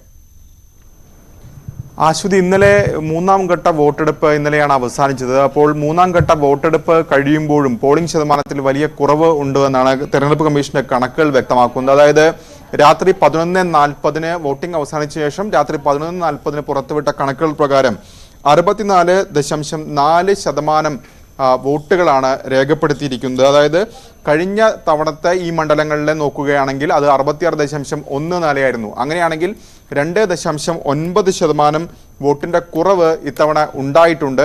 ഒന്നാം ഘട്ടത്തിലും രണ്ടാം ഘട്ടത്തിലും സമാനമായ രീതിയിൽ പോളിംഗ് ശതമാനത്തിൽ വലിയ കുറവുണ്ടായിരുന്നു. അതായത് ഒന്നാം ഘട്ടത്തിൽ ഏതാണ്ട് 4% മറ്റു കുറവുണ്ടായിരുന്നു. രണ്ടാം ഘട്ടത്തിലും സമാനമായ രീതിയിൽ 3% കുറവുണ്ടായിരുന്നു. അതുമായി ചേർന്ന് നിൽക്കുന്ന തരത്തിലുള്ള ഒരു പോളിംഗ് പെർസെൻറ്റേജ് ആണ് ഇത്തവണയും രേഖപ്പെടുത്തിയിരിക്കുന്നത്. ഇത് രാഷ്ട്രീയ പാർട്ടികളെ സംബന്ധിച്ചിടത്തോളം ആശങ്കപ്പെടുത്തുന്ന കാര്യം തന്നെയാണ്. കാരണം ഇന്ത്യ മുന്നണിക്കും BJPക്കും ഒരുപോലെ പ്രതീക്ഷയുള്ള സ്ഥലങ്ങളിലാണ് ഇത്തരത്തിൽ വോട്ട് ശതമാനം കുറഞ്ഞിരിക്കുന്നത് എന്നത് ശ്രദ്ധേയമാണ്. കാരണം ഗുജറാത്തിലെ കണക്കുകൾ എടുത്ത് നോക്കുകയാണെങ്കിൽ ഗുജറാത്തിൽ കഴിഞ്ഞ തവണ 64.5% പോളിംഗ് എങ്കിൽ ഇത്തവണ അത് 59% ചുരുങ്ങിയിരിക്കുകയാണ്. അതായത് 5%-ലധികം വോട്ടുകളുടെ കുറവ് ഗുജറാത്തിൽ ഉണ്ടായിരിക്കുന്നു. ഇന്ത്യ മുന്നണിക്ക് പ്രതീക്ഷയുള്ള മണ്ഡലങ്ങളിലും സമാനമായ രീതിയിൽ പോളിംഗ് ശതമാനം കുറഞ്ഞിട്ടുണ്ട് എന്നത് ഇന്ത്യ മുന്നണിക്കും ആശങ്കപ്പെടുത്തുന്ന കാര്യമാണ്. ഏതായാലും രാഷ്ട്രീയ പാർട്ടികൾ വലിയ പ്രതീക്ഷകളൊക്കെ തന്നെ ഈ മൂന്നാം ഘട്ട വോട്ടെടുപ്പ് കഴിയുമ്പോൾ പങ്കുവെക്കുമ്പോൾ പോലും ഈ പോളിംഗ് ശതമാനത്തിലുള്ള കുറവ് അത് എങ്ങനെ ബാധിക്കും എന്ന കാര്യത്തിൽ വലിയ ആശങ്കകൾ രാഷ്ട്രീയ പാർട്ടികളുടെ ഭാഗത്തുനിന്ന് തുടരുന്നുണ്ട്. അശ്വതി. ശരി, ER രാകേഷാണ് വിവരങ്ങൾ നൽകിയത്. മറ്റൊരു വാർത്തയിലേക്ക്. പാർശ്വഫലങ്ങൾ ഉണ്ടെന്ന പരാതികൾ വ്യാപകമാകുന്നതിനിടെ കോവിഡ് വാക്സിൻ പിൻവലിച്ച നിർമ്മാണ കമ്പനിയായ ആസ്ട്രാസെനെക്ക ഉൽപാദനവും വിതരണവും പൂർണ്ണമായി അവസാനിപ്പിക്കുന്നതായി കമ്പനി അറിയിച്ചു. മാർക്കറ്റിൽ അവശേഷിക്കുന്ന സ്റ്റോക്ക് തിരിച്ചെടുക്കാനും തീരുമാനമായിട്ടുണ്ട്. MG മിഥുനാണ് വിവരങ്ങളുമായി ചേരുന്നത്. മിഥുൻ, വലിയ ആശങ്ക ഈ കുറ്റസമ്മതം നടത്തിയ സമയത്ത് തന്നെ ആളുകളിലുണ്ടായിരുന്നു, ഈ വാക്സിൻ സ്വീകരിച്ചിരുന്നവരിലുണ്ടായിരുന്നു. രക്തം കട്ട പിടിക്കുന്നതിന് കാരണമാകുന്ന അവസ്ഥയിലേക്കൊക്കെ ഈ വാക്സിൻ എടുത്തവർക്ക് പോകേണ്ടി വരുമെന്നൊക്കെയുള്ള വലിയ വാർത്തകളുണ്ടായിരുന്നു. അതിന് പിന്നാലെ ഇപ്പോൾ സ്റ്റോക്ക് പിൻവലിക്കുകയാണ്. എന്താണ് അവർ പറയുന്നത്? ശ്രുതി, തീർച്ചയായും ഒടുവിൽ ഇപ്പോൾ ആസ്ട്രാസെനക്ക അവരുടെ കമ്പനിയുടെ നിർമ്മാണത്തിൽ ഇറക്കിയിരുന്ന വാക്സിനുകളെല്ലാം തന്നെ പിൻവലിച്ചിരിക്കുന്നു എന്നുള്ള വാർത്തയാണ് ഈ ഒരു ഘട്ടത്തിൽ പുറത്തു വന്നിരിക്കുന്നത്. അതായത് നേരത്തെ 51 പേർക്ക് പാർശ്വഫലങ്ങളുമായും ഒപ്പം തന്നെ ആരോഗ്യ പ്രശ്നങ്ങളുണ്ടായി എന്ന പരാതി UK നിന്നാണ് ഉയർന്നു വരുന്നത്. അവിടെ നിന്ന് പിന്നീട് UK കോടതിയിൽ ഈ ഒരു കേസ്, ഹൈക്കോടതിയിലേക്ക് ഈ കേസ് വന്നതിന് പിന്നാലെ ഈ കമ്പനി തന്നെ ആസ്ട്രാസെനക്ക അധികൃതർ തന്നെ വ്യക്തമാക്കുന്നുണ്ട് ഇത് പാർശ്വഫലങ്ങൾ ഉണ്ടാക്കുന്നതായി അവർ തന്നെ കുറ്റസമ്മതം നടത്തുകയായിരുന്നു കോടതിയിൽ. പിന്നീടാണിത് വലിയ വിവാദമായി മാറുകയും ചെയ്യുന്നത്. ഇന്ത്യയിലടക്കം ഏറ്റവും അധികം പേർക്ക് ഈ കമ്പനിയുടെ ആസ്ട്രാസെനക്ക കമ്പനിയുടെ നിർമ്മിച്ച കോവിഷീൽഡ് വാക്സിൻ ആയിരുന്നു നൽകുകയും ചെയ്യുന്നത്. അത് വലിയ ആശങ്കയ്ക്കിടയാക്കുകയും ചെയ്യുന്നു. അതിന് പിന്നാലെയാണ് ഇപ്പോൾ കമ്പനി പുറത്തിറക്കിയിട്ടുള്ള വാക്സിനുകളെല്ലാം തന്നെ പിൻവലിക്കുന്നതായിട്ടുള്ള റിപ്പോർട്ട് ചൂണ്ടിക്കാണിക്കുകയും ചെയ്തിരിക്കുന്നത്. പക്ഷേ ഇതിൽ അവർ പ്രധാനമായും പറയുന്ന ഒരു കാര്യമുണ്ട്. അതായത് വാണിജ്യപരമായിട്ടുള്ള കാരണമാണ് ഈ തീരുമാനത്തിലേക്ക് നയിച്ചിരിക്കുന്നത്, മറ്റു കാരണങ്ങളല്ല എന്നുള്ളൊരു വിശദീകരണമാണ് കമ്പനിയുടെ ഭാഗത്തുനിന്നും വരികയും ചെയ്തിരിക്കുന്നത്. എന്തായാലും ഈ 51 പേർക്കുള്ള കേസ് ഇപ്പോഴും നിലനിൽക്കുകയും ചെയ്തിരിക്കുന്നുണ്ട്. കൂടാതെ തന്നെ മറ്റ് രാജ്യങ്ങളിൽ നിന്നും ഈ വാക്സിൻ കയറ്റുമതി ചെയ്തിട്ടുള്ള പല രാജ്യങ്ങളും ഇതിനോടകം തന്നെ ഇത് നിരോധിക്കുന്ന അടക്കമുള്ള നടപടികളിലേക്ക് കടക്കുകയും ചെയ്തിട്ടുണ്ട്. കൂടാതെ നിലവിൽ സ്റ്റോക്കുകളുള്ള, അതായത് പല രാജ്യങ്ങളിലും നിലവിൽ ഈ കമ്പനിയുടെ പേരിലുള്ള പല വാക്സിനുകളും നിലവിൽ ലഭ്യമാണ്, വിപണിയിൽ ലഭ്യമാണ്. ഈ സ്റ്റോക്കുകളൊക്കെ തന്നെ പിൻവലിക്കണം എന്നുള്ള ഒരു നിർദ്ദേശവും കമ്പനി നൽകിയിട്ടുണ്ട്. അത് പിൻവലിക്കാനുള്ള നടപടികളിലേക്ക് കടന്നിരിക്കുന്നു എന്നാണ് മനസ്സിലാക്കാൻ സാധിക്കുന്നത്. എന്തായാലും ഈ കോവിഷീൽഡ് പാർശ്വഫലം ഉണ്ടാക്കുന്നതായി കമ്പനി തന്നെ അറിയിക്കുന്നു എന്നുള്ളത് തന്നെയാണ് ഏറ്റവും ശ്രദ്ധേയമായിട്ടുള്ള കാര്യം. അത് വലിയ ആശങ്കയ്ക്ക് തന്നെയാണ് ഇടയാക്കുകയും ചെയ്തിരിക്കുന്നത്. പക്ഷേ വാണിജ്യപരമായിട്ടുള്ള കാര്യങ്ങളായിട്ടാണ് നിലവിൽ ഇത് പിൻവലിക്കുന്നത് എന്നുള്ള വിശദീകരണമാണ് കമ്പനിയുടെ ഭാഗത്തും ഉണ്ടാകുന്നത്. ശരി മിഥുൻ, എന്തായാലും ഉൽപാദനവും വിതരണവും പൂർണ്ണമായും ആസ്ട്രാസെനെക്ക നിർത്തിവച്ചിരിക്കുന്നതാണ്, അവസാനിപ്പിക്കുന്നതായാണ് കമ്പനി അറിയിച്ചിരിക്കുന്നത്. മറ്റു വാർത്തകളിലേക്ക് എത്താം ഇടവേളയ്ക്ക് ശേഷം.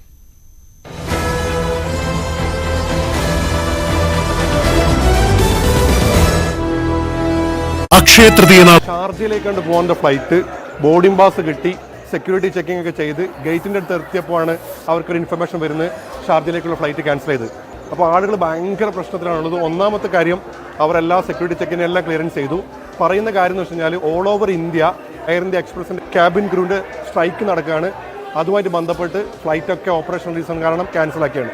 നാളെ ജോലിക്ക് പങ്കെടുക്കേണ്ടവരുണ്ട്, നാളെ വിസ ക്യാൻസൽ ആകുന്നവരുണ്ട്. ഒരുപാട് പേരുടെ അധ്വാനം അല്ലെങ്കിൽ ഒരുപാട് പേരുടെ സ്വപ്നം അതൊക്കെ ഇവിടെ അസ്തമിക്കുകയാണ്. ഇനി എന്താണ് അവർക്ക് എങ്ങനെ പോകാൻ പറ്റുമെന്നതിനെ കുറിച്ച് കൃത്യമായൊരു ധാരണയില്ല. ഇപ്പോൾ ഈ ഷാർജയിലേക്കുള്ള ഫ്ലൈറ്റ് എയർ ഇന്ത്യ ക്യാൻസൽ ആക്കിയതിനു ശേഷം നിങ്ങൾ എത്ര പൈസന്റെ ടിക്കറ്റ് എടുത്തതാണ്? ഇപ്പം 37,000 രൂപ ഇൻഡിഗോയുടെ ഫ്ലൈറ്റ്. ഞാൻ അബുദാബിക്ക് എടുത്തതാണ് ആദ്യം എയർ ഇന്ത്യയിൽ. എയർ ഇന്ത്യ എക്സ്പ്രസ് ഇവിടെ വന്നപ്പോൾ എനിക്ക് മനസ്സിലായി ഈ സിറ്റുവേഷൻ രണ്ടും ഡിലേ ആണ്. അന്നേരം അബുദാബിക്കുള്ളത് ഞാൻ ക്യാൻസൽ ചെയ്തിട്ട് ക്യാൻസൽ ചെയ്യാമെന്നൊരു പറയുന്നു. അവിടെ താഴെ അടി നടക്കുക. ഞാൻ അപ്പോഴത്തേക്ക് ഇൻഡിഗോയുടെ ഫ്ലൈറ്റ് ഒരു ടിക്കറ്റ് ഫ്രീ ഉണ്ട്. അവർ പറഞ്ഞു ഇപ്പം ബുക്ക് ചെയ്യാൻ പറഞ്ഞു. ഓൺലൈനിൽ ഞാൻ ബുക്ക് ചെയ്തു, 37,000 രൂപ കൊടുത്തു, ടിക്കറ്റ് എടുത്തു. ഈ ഫ്ലൈറ്റിന് പോകണ്ടേ, നാളെ രാവിലെ ജോലിക്ക് കയറേണ്ടതാണ്. കമ്പനിയിൽ നിന്ന് നാളെ എപ്പം ജോയിൻ ചെയ്യുന്നതുകൊണ്ട് മെസ്സേജ് വന്ന് നമ്മൾ അതെ ഇപ്പം നേരത്തെ പറഞ്ഞ് 12:40 കിട്ടുമെന്ന് പറഞ്ഞു. പിന്നെ പറഞ്ഞു 1 മണിക്കെന്ന് പറഞ്ഞു. പിന്നെ അബദ്ധത്തിൽ എങ്ങനെ ഒരു കാരുണ്യത്തിലൊരു ബ്രെഡും ഇതൊക്കെ തന്നു. അത്രയെങ്കിലും അവർ ചെയ്തു. പക്ഷേ പെട്ടെന്ന് പറഞ്ഞ് ഫ്ലൈറ്റ് ക്യാൻസൽ ആയിരുന്നു. പ്രശ്നത്തിൽ ഇപ്പോൾ ആൾക്കാർ ചാവേറാകാൻ പോകുന്നുണ്ട്. അബദ്ധത്തിൽ കയറി പ്രശ്നം ഉണ്ടാക്കുക, അവനെന്തൊരു പോലീസ് കേസിൽ എന്തൊരു പെടുകയും ചെയ്യും. ഗുരുതരമായിട്ടുള്ള സാഹചര്യമാണ്. പ്രത്യേകിച്ചും ഈ പ്രവാസികളായിട്ടുള്ള നിരവധിയായിട്ടുള്ള ആളുകൾ അവരുടെ വിസ കാലാവധി കഴിയുന്ന സാഹചര്യമുണ്ട്. തൊഴിൽ വീണ്ടും ജോലിക്ക് ലീവ് കഴിഞ്ഞ് ഇന്ന് തന്നെ ജോലിക്ക് കയറേണ്ടവരുണ്ടാകാം. അങ്ങനെ ഒരുപാട് പേരാണ് പ്രതിസന്ധിയിലായി പോയിരിക്കുന്നത്. ഒരു മിന്നൽ പണിമുടക്ക് എന്നുള്ളതാണ്. ഈ വിമാന സർവീസൊക്കെ ഇങ്ങനെ ഇത്തരത്തിൽ മിന്നൽ പണിമുടക്ക് നടത്തുന്നത് എത്രമാത്രം യാത്രക്കാരെ വലയ്ക്കുമെന്നുള്ളത് നമുക്ക് ഊഹിക്കാമല്ലോ. അപ്പോൾ ഡാനി പോളാണ് കൊച്ചിയിൽ നിന്ന് വിവരങ്ങളുമായി ചേരുന്നത്. ഡാനി, ഇത് അതിരൂക്ഷ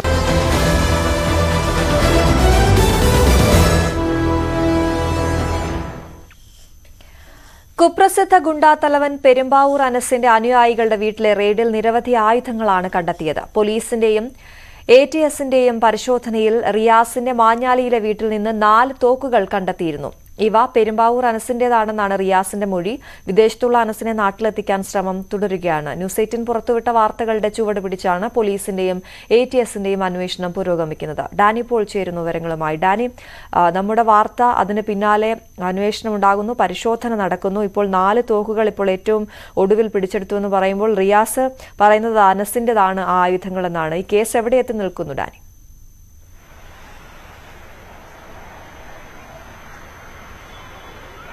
അശ്വതി, പെരുമ്പാവൂർ അനസിന്റെ കൂട്ടാളികളെ കൂടുതൽ പേരിലേക്ക് അന്വേഷണം എത്തിയിട്ടുണ്ട്. കാരണം ഏറ്റവും അടുത്ത ആളുകളെ അവരെ കസ്റ്റഡിയിലെടുക്കുക, അവരെ ചോദ്യം ചെയ്യുക എന്ന രീതിയിലേക്കാണ് ഇപ്പോൾ ATSും പോലീസും നീങ്ങിക്കൊണ്ടിരിക്കുന്നത്. കഴിഞ്ഞ ദിവസങ്ങളിൽ നടത്തിയ പരിശോധന അത് വ്യാപകമായ രീതിയിൽ സംസ്ഥാനത്തിന്റെ വിവിധ ഭാഗങ്ങളിൽ കേന്ദ്രീകരിച്ചുകൊണ്ട് ഒരേ സമയം നടത്തിയ പരിശോധനയിലാണ് ഈ ആയുധങ്ങൾ കണ്ടെത്തിയത്.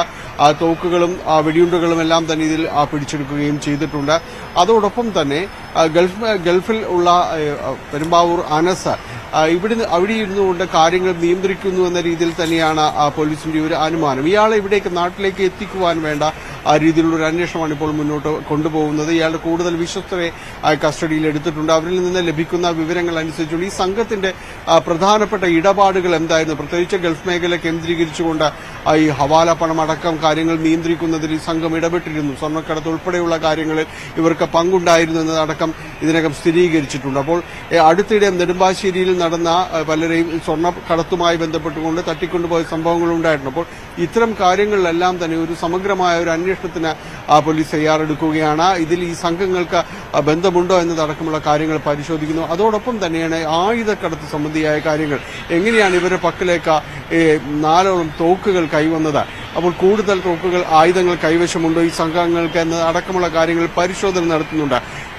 ഈ ആയുധങ്ങൾ ഇവരിലേക്ക് എത്തിച്ചത് ആരാണ് എന്നതടക്കം കൂടുതൽ പരിശോധനകൾ വേണ്ടിവരും. അപ്പോൾ ഈ സംഘാംഗങ്ങളെ കൂടുതലായും കേന്ദ്രീകരിച്ചുകൊണ്ട് അവരെ കസ്റ്റഡിയിലെടുത്തുകൊണ്ട്, വിശ്വസ്തരെ കസ്റ്റഡിയിലെടുത്തുകൊണ്ട് സമ്മർദ്ദം ചെലുത്തുവാനാണ് പോലീസ് ഇപ്പോൾ ലക്ഷ്യമിടുന്നത്. ഇയാളുമായി ബന്ധപ്പെട്ടിരുന്ന ആളുകൾ, അവരുടെ കൊട്ടേഷൻ രീതികൾ എന്തായിരുന്നു, ഇവരുടെ പ്രവർത്തനങ്ങൾ, ആരെല്ലാമാണ് ഈ സംഘത്തെ ഉപയോഗിച്ചതെന്നത് അടക്കമുള്ള കാര്യങ്ങളിൽ പോലീസ് ഇതിനകം തന്നെ അവർക്ക് വ്യക്തമായ വിവരങ്ങൾ ലഭിച്ചിട്ടുണ്ട്. ഈ സംഘാംഗങ്ങളുടെ പതിവുള്ള കുടിപ്പകയ്ക്ക് അപ്പുറം ചില കാര്യങ്ങൾ ഇവർക്കിടയിൽ സംഭവിച്ചിട്ടുണ്ട് എന്നൊരു വിലയിരുത്തൽ പോലീസിനുണ്ട്. അപ്പോൾ ആ കാര്യങ്ങൾ കേന്ദ്രീകരിച്ചും എല്ലാം തന്നെ വിശദമായ ഒരു അന്വേഷണത്തിലേക്ക് കടന്നിട്ടുണ്ട്. പ്രധാനമായും ഇപ്പോൾ ലക്ഷ്യമിടുന്നത് അനസുമായി ബന്ധപ്പെട്ടുകൊണ്ടിരുന്ന ഗൾഫ് മേഖലയിലെ ആളുകൾ ആരെല്ലാമാണ് എന്നതടക്കമുള്ള കാര്യങ്ങളിലേക്ക് പോലീസ് അന്വേഷണം എത്തിയിട്ടുണ്ട്. വൈകാതെ ഇയാളെ കേരളത്തിലേക്ക് എത്തിക്കാൻ കഴിയും. അതിന് ആ രീതിയിലേക്ക് അന്വേഷണം മാറ്റിയെടുക്കുകയാണ് ഇപ്പോൾ പോലീസ് ലക്ഷ്യമിടുന്നത്. ശരി ഡാൻ. വ്യാജ റിക്രൂട്ട്മെന്റ് ഏജൻസിയുടെ ചതിയിൽ കുടുങ്ങിയ റഷ്യയിലെ യുദ്ധമുഖത്ത് ഒട്ടേറെ മലയാളികളാണ് അകപ്പെട്ടത്. തട്ടിപ്പിനിരയായ ഡേവിഡ് മുത്തപ്പൻ, പ്രിൻസ് സെബാസ്റ്റ്യൻ എന്നിവർ കഴിഞ്ഞ മാസം തിരിച്ചെത്തിയിരുന്നു. ഇവരോടൊപ്പം പോയ ടിനു, വിനീത് എന്നിവർ ഇപ്പോഴും തിരിച്ചെത്തിയിട്ടില്ല.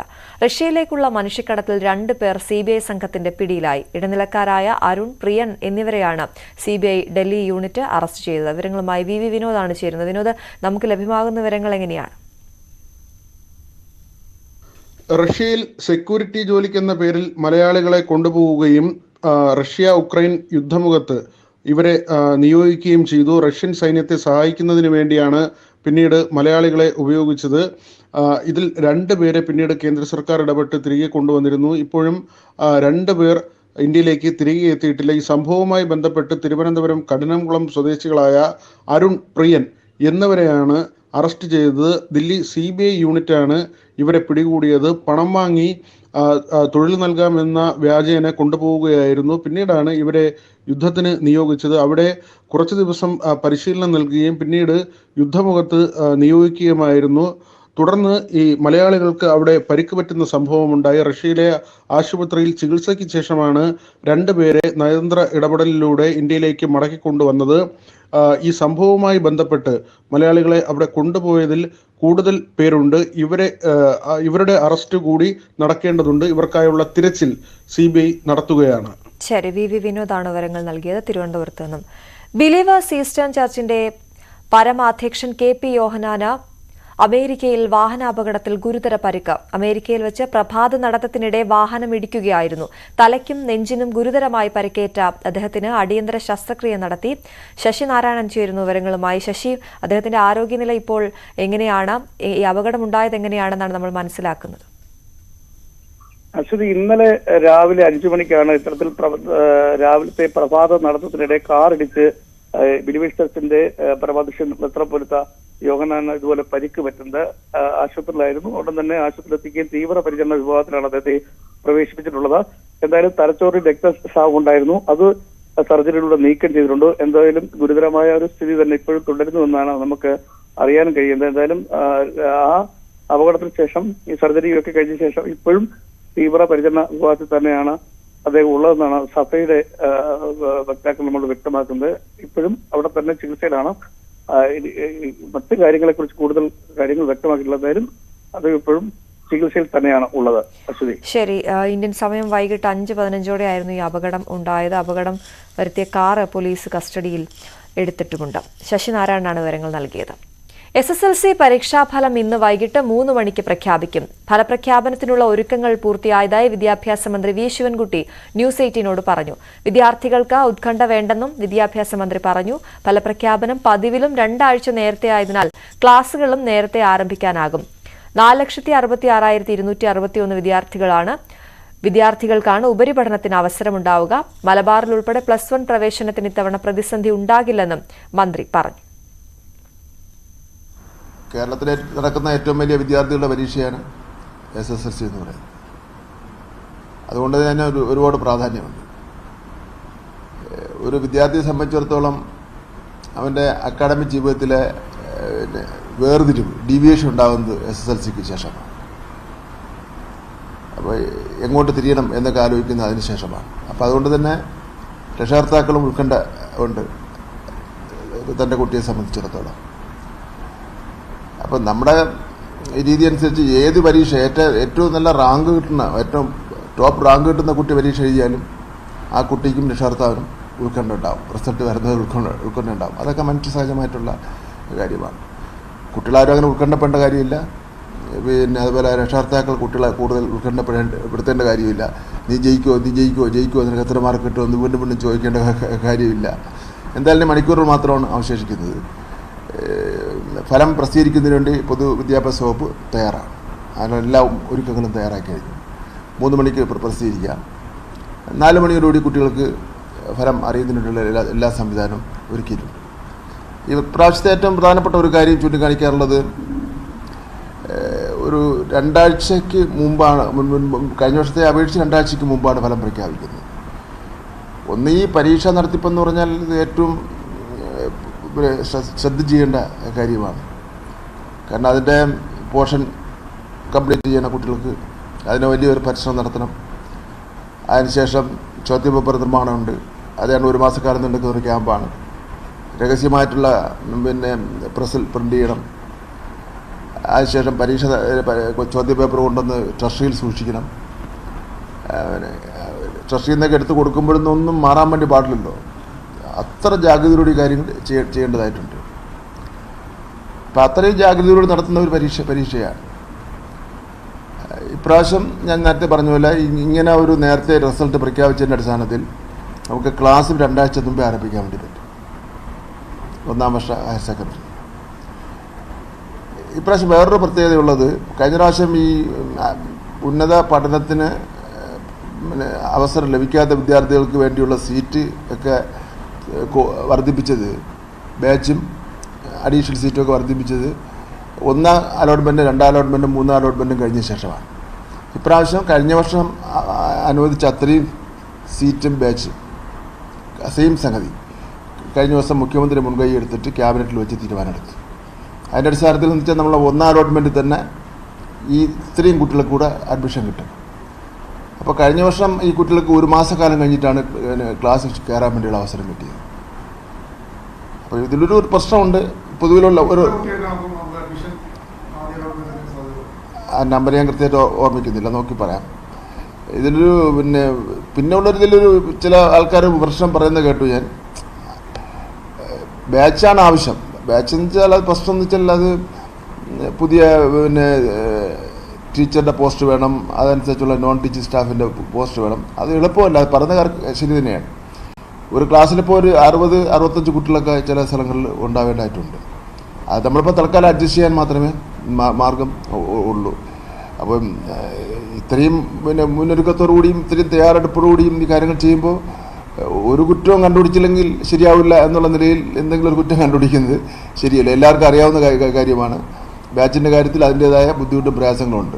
പിന്നെ മറ്റൊരു കാര്യം, നമുക്ക് ഈ തിരുവിതാംകൂർ മേഖലയിലൊക്കെ കുറേ ബാച്ച് ഉണ്ട്. 25 കുട്ടികളും 20 കുട്ടികളൊക്കെ തന്നെ പഠിക്കുന്ന ബാച്ചുണ്ട്. അതെടുത്ത് മാറ്റിക്കൂടി എന്നൊക്കെയാണ് ചോദിക്കുന്നത്. അങ്ങനെ മാറ്റി അത് അവിടെയുള്ള ആൾക്കാർ സമ്മതിക്കില്ലല്ലോ. 25 കുട്ടിയുടെ വിദ്യാഭ്യാസമാണെങ്കിൽ നമുക്കത് ആ കുട്ടിയെ അതിൻ്റെ പരിഗണനയും സമയം കൊടുത്താലും മതിയാവും. അപ്പോൾ നമ്മൾ നമ്മുടെ നാട്ടിലെ കാര്യം മാത്രം പറഞ്ഞുകൊണ്ടിരുന്ന ശരിയാവില്ലല്ലോ. അത് പ്രശ്നം പരിഹരിക്കും. കാരണം ഇതിപ്പം ഹയർ സെക്കൻഡറിയുടെ ഇപ്പോൾ SSLC പാസ്സായ കുട്ടികളെ സംബന്ധിച്ചിടത്തോളം ITI പോകുന്ന കുട്ടികളുണ്ട്, പോളിടെക്നിക് പോകുന്ന കുട്ടികളുണ്ട്, അതുപോലെ വൊക്കേഷണൽ ഹയർ സെക്കൻഡറി, ഞങ്ങളുടെ തന്നെ വൊക്കേഷണൽ ഹയർ സെക്കൻഡറിയിൽ പോകുന്ന കുട്ടികളുണ്ട്. മറ്റ് മെഡിക്കൽ കോഴ്സ് ഉണ്ടല്ലോ, ധാരാളം പേര് അതിൽ പോകുന്നവരുണ്ട്. അതെല്ലാം കൂടെ വെച്ച് നോക്കുമ്പോൾ നമുക്ക് പ്രശ്നം ഉണ്ടാവില്ലെന്നാണ് എനിക്ക് തോന്നുന്നത്. പ്രശ്നം ഉണ്ടെങ്കിൽ തന്നെ അത് പരിഹാരം കാണും. ആകെയുള്ളൊരു പ്രശ്നം വെച്ചാൽ പുതിയ ബാച്ച് അനുവദിക്കുമ്പോൾ ഉണ്ടാകുന്ന ബുദ്ധിമുട്ടിൻ്റെ ഒരു പ്രശ്നമുണ്ട്. അത് പൊതുവിൽ നമ്മൾ എല്ലാവരും സഹകരിച്ചാൽ മാത്രമേ ആ കാര്യത്തിൽ മുന്നോട്ട് പോകാൻ വേണ്ടി പറ്റൂ. ഈരാറ്റുപേട്ട സഹകരണ ബാങ്കിന് മുന്നിൽ അനിശ്ചിതകാല സമരം തുടങ്ങി നിക്ഷേപകർ. നിക്ഷേപക തുക തിരിച്ചു നൽകണമെന്നാവശ്യപ്പെട്ടാണ് സമരം. സംഭവത്തിൽ പരാതി നൽകിയിട്ടും പോലീസ് കേസെടുക്കാത്തതും പ്രതിഷേധത്തിന് കാരണമാണ്. ഈരാറ്റുപേട്ട ബാങ്കിന്റെ കാര്യത്തിൽ ഒരു ഇടപെടലും അധികൃതരുടെ ഭാഗത്തു നിന്ന് ഉണ്ടാകാതെ വന്നതോടെയാണ് നിക്ഷേപകർ ബാങ്കിന് മുന്നിൽ സമരം തുടങ്ങിയത്. കഴിഞ്ഞ 3 ദിവസമായി അവർ എല്ലാ ദിവസവും സമരം നടത്തുകയാണ്. അനിശ്ചിതകാല സമരം എന്ന പ്രഖ്യാപനവുമായാണ് നിക്ഷേപകർ, അതായത് പ്രായം ചെന്ന വൃദ്ധരടക്കമുള്ള നിക്ഷേപകർ ബാങ്കിന് മുന്നിൽ കുത്തിയിരുന്നു കൊണ്ട് പ്രതിഷേധിക്കുന്നത്. കഴിഞ്ഞ രാത്രി ഏതാണ്ട് 10 മണിവരെ അവർ ബാങ്കിന് മുന്നിൽ കുത്തിയിരുന്ന് പ്രതിഷേധിച്ചു. എന്തായാലും ഇക്കാര്യത്തിൽ പോലീസിന്റെ ഒരു ഇടപെടൽ അവർ ആഗ്രഹിക്കുന്നുണ്ടായിരുന്നു. ഏപ്രിൽ മാസത്തിൽ തന്നെ പോലീസിനൊരു പരാതി നൽകിയിരുന്നതാണ്.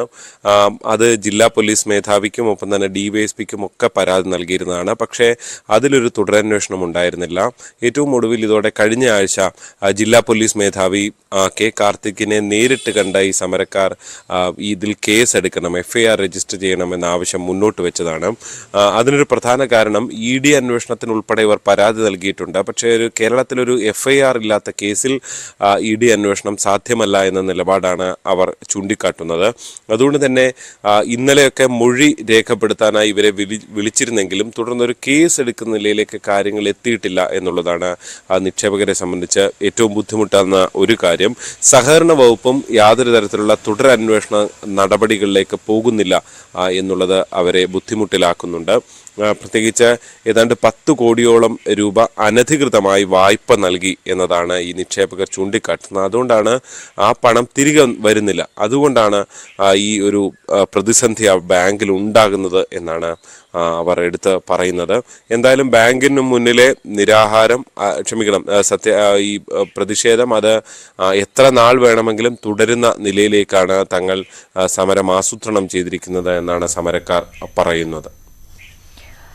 തിരുവനന്തപുരം മേയറും കെഎസ്ആർടിസി ഡ്രൈവറും തമ്മിലുള്ള തർക്കത്തിൽ മൊഴിയെടുക്കാൻ പോലീസ്. ഇന്ന് രാവിലെ 10-ന് കെഎസ്ആർടിസി ഡ്രൈവർ യദുവിൽ നിന്നും കന്റോൺമെന്റ് പോലീസ് മൊഴി രേഖപ്പെടുത്തും. കോടതി നിർദ്ദേശപ്രകാരം 2 എഫ്ഐആറുകൾ രജിസ്റ്റർ ചെയ്തിരുന്നു. ഡ്രൈവറുടെ ഹർജിയിൽ ജാമ്യമില്ലാ വകുപ്പ് പ്രകാരമാണ് കേസെടുത്തത്.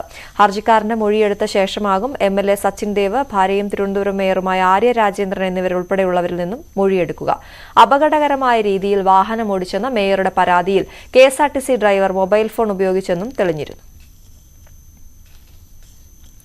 സംസ്ഥാനത്തെ ഡ്രൈവിംഗ് ടെസ്റ്റ് പരിഷ്കരണത്തിൽ പ്രതിഷേധം തുടരുകയാണ്. ഡ്രൈവിംഗ് ടെസ്റ്റുകൾ തുടർച്ചയായി മുടങ്ങുകയാണ്. ഡ്രൈവിംഗ് സ്കൂൾ അസോസിയേഷന്റെ ടെസ്റ്റ് ബഹിഷ്കരണം 6ാം ദിവസവും തുടരും. ടെസ്റ്റിനോട് സഹകരിക്കില്ലെന്ന നിലപാടിലാണ് CITU ഒഴികെയുള്ള സംഘടനകൾ. പരിഷ്കരണ സർക്കുലർ പിൻവലിക്കണമെന്നാണ് ആവശ്യം. തിരുവനന്തപുരം മുട്ടത്തറയിൽ കഴിഞ്ഞ ദിവസം INTUCയും സ്വതന്ത്ര സംഘടനയും പന്തൽ കെട്ടി സമരം നടത്തി. ഉദ്യോഗസ്ഥരും സമരക്കാരും തമ്മിൽ വാക്കുതർക്കവും ഉണ്ടായി. പാലക്കാട് കടുത്ത ചൂട് തുടരുന്ന സാഹചര്യത്തിൽ നിയന്ത്രണങ്ങൾ നീട്ടിയേക്കും. വിദ്യാഭ്യാസ സ്ഥാപനങ്ങൾ പ്രവർത്തിക്കുന്നതിനുൾപ്പെടെ ഇന്ന് വരെയാണ് നിയന്ത്രണം ഏർപ്പെടുത്തിയിട്ടുള്ളത്. രാവിലെ 11 മുതൽ ഉച്ചയ്ക്ക് ശേഷം 3 വരെ പുറം ജോലിയിൽ ഏർപ്പെടുന്നതിനുള്ള നിയന്ത്രണവും തുടരും. ശക്തമായ വേനൽമഴ ലഭിച്ചാൽ മാത്രമേ നിലവിലെ നിയന്ത്രണം ഒഴിവാക്കുകയുള്ളൂ. കടുത്ത ഉഷ്ണം പാലക്കാട്ടെ ജനജീവിതത്തെ കൂടുതൽ ദുരിതത്തിലാക്കിയിരിക്കുകയാണ്. അതേസമയം കൊടും ചൂട് തുടരുന്നതിനിടെ 2 ജില്ലകളിൽ മഴ മുന്നറിയിപ്പുണ്ട്. ഇന്ന് ഇടുക്കിയിലും മലപ്പുറത്തുമാണ് മഴ മുന്നറിയിപ്പുള്ളത്. 2 ജില്ലകളിലും യെല്ലോ അലർട്ടാണ്. അതേസമയം ഇന്ന് മലയോര മേഖലകളിലും വടക്കൻ കേരളത്തിലെ ചിലയിടങ്ങളിലും മഴയ്ക്ക് സാധ്യതയുണ്ട്. ഇടവേള.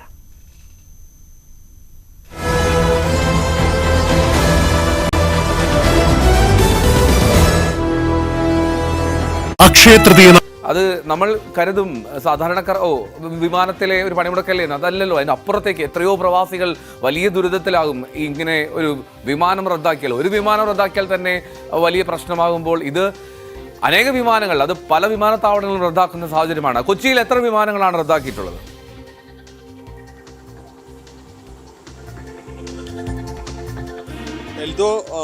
വലിയ രീതിയിൽ യാത്രക്കാരെ വലയുകയാണ്. കൊച്ചിയിലേക്ക് വരികയാണെങ്കിൽ നിലവിൽ അറിയാൻ കഴിയുന്നത് 4 വിമാനങ്ങൾ റദ്ദാക്കിയതിൻ്റെ പട്ടികയിൽ പെടുന്നുവെന്നതാണ്. ഇതിൽ പുലർച്ചെ 2:05 പുറപ്പെടേണ്ട ഷാർജ വിമാനവും 8 പുറപ്പെടേണ്ട ബഹ്റിൻ വിമാനവും റദ്ദാക്കിയതായിട്ട് ഏതാണ്ട് സ്ഥിരീകരണം വന്നിട്ടുണ്ട്. അതോടൊപ്പം 8:35 ഇനി ഒരു ദമാം വിമാനം പുറപ്പെടേണ്ടതുണ്ട്. 8:50 മസ്കറ്റ് വിമാനവും പുറപ്പെടേണ്ടതുണ്ട്. ഇത് രണ്ടും കൂടി റദ്ദാക്കിയതിൻ്റെ പട്ടികയിലേക്ക് എത്തും എന്ന് തന്നെയാണ്. അതിലെയും സമരം ബാധിച്ചിട്ടുണ്ട്. നിലവിൽ ആദ്യ 2 വിമാനങ്ങൾ റദ്ദാക്കിയതായിട്ട് സ്ഥിരീകരണം വന്നിട്ടുണ്ട്. മറ്റു വിമാനങ്ങളിലെയും യാത്രക്കാർ ഇത് സമാനമായ രീതിയിൽ തന്നെയാണ് ഇതൊരു അവസ്ഥ കടന്നു പോകുന്നത്. അവരോടും കൃത്യമായ രീതിയിലുള്ളൊരു പ്രതികരണങ്ങൾ എയർ ഇന്ത്യ എക്സ്പ്രസ് അധികൃതരുടെ ഭാഗത്തു നിന്നുണ്ടായിട്ടില്ല. ഇതിൻ്റെ ഔദ്യോഗികമായ ഒരു കാരണം ഇതുവരെയും അറിവായിട്ടില്ലെങ്കിലും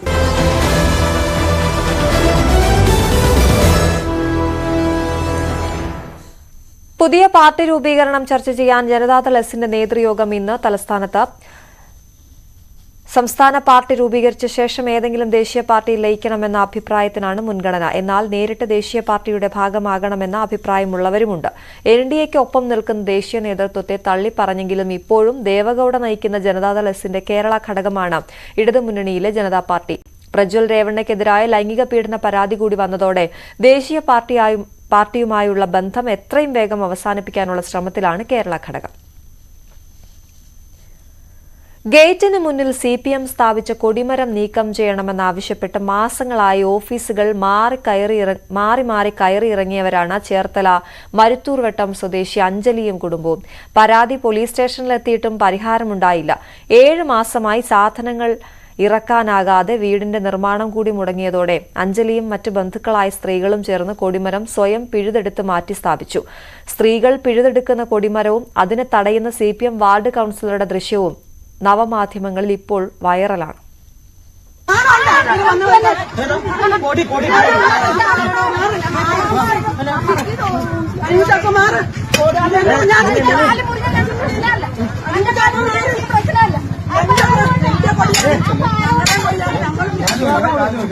മര്യാദയുടെ പേരിൽ പറഞ്ഞു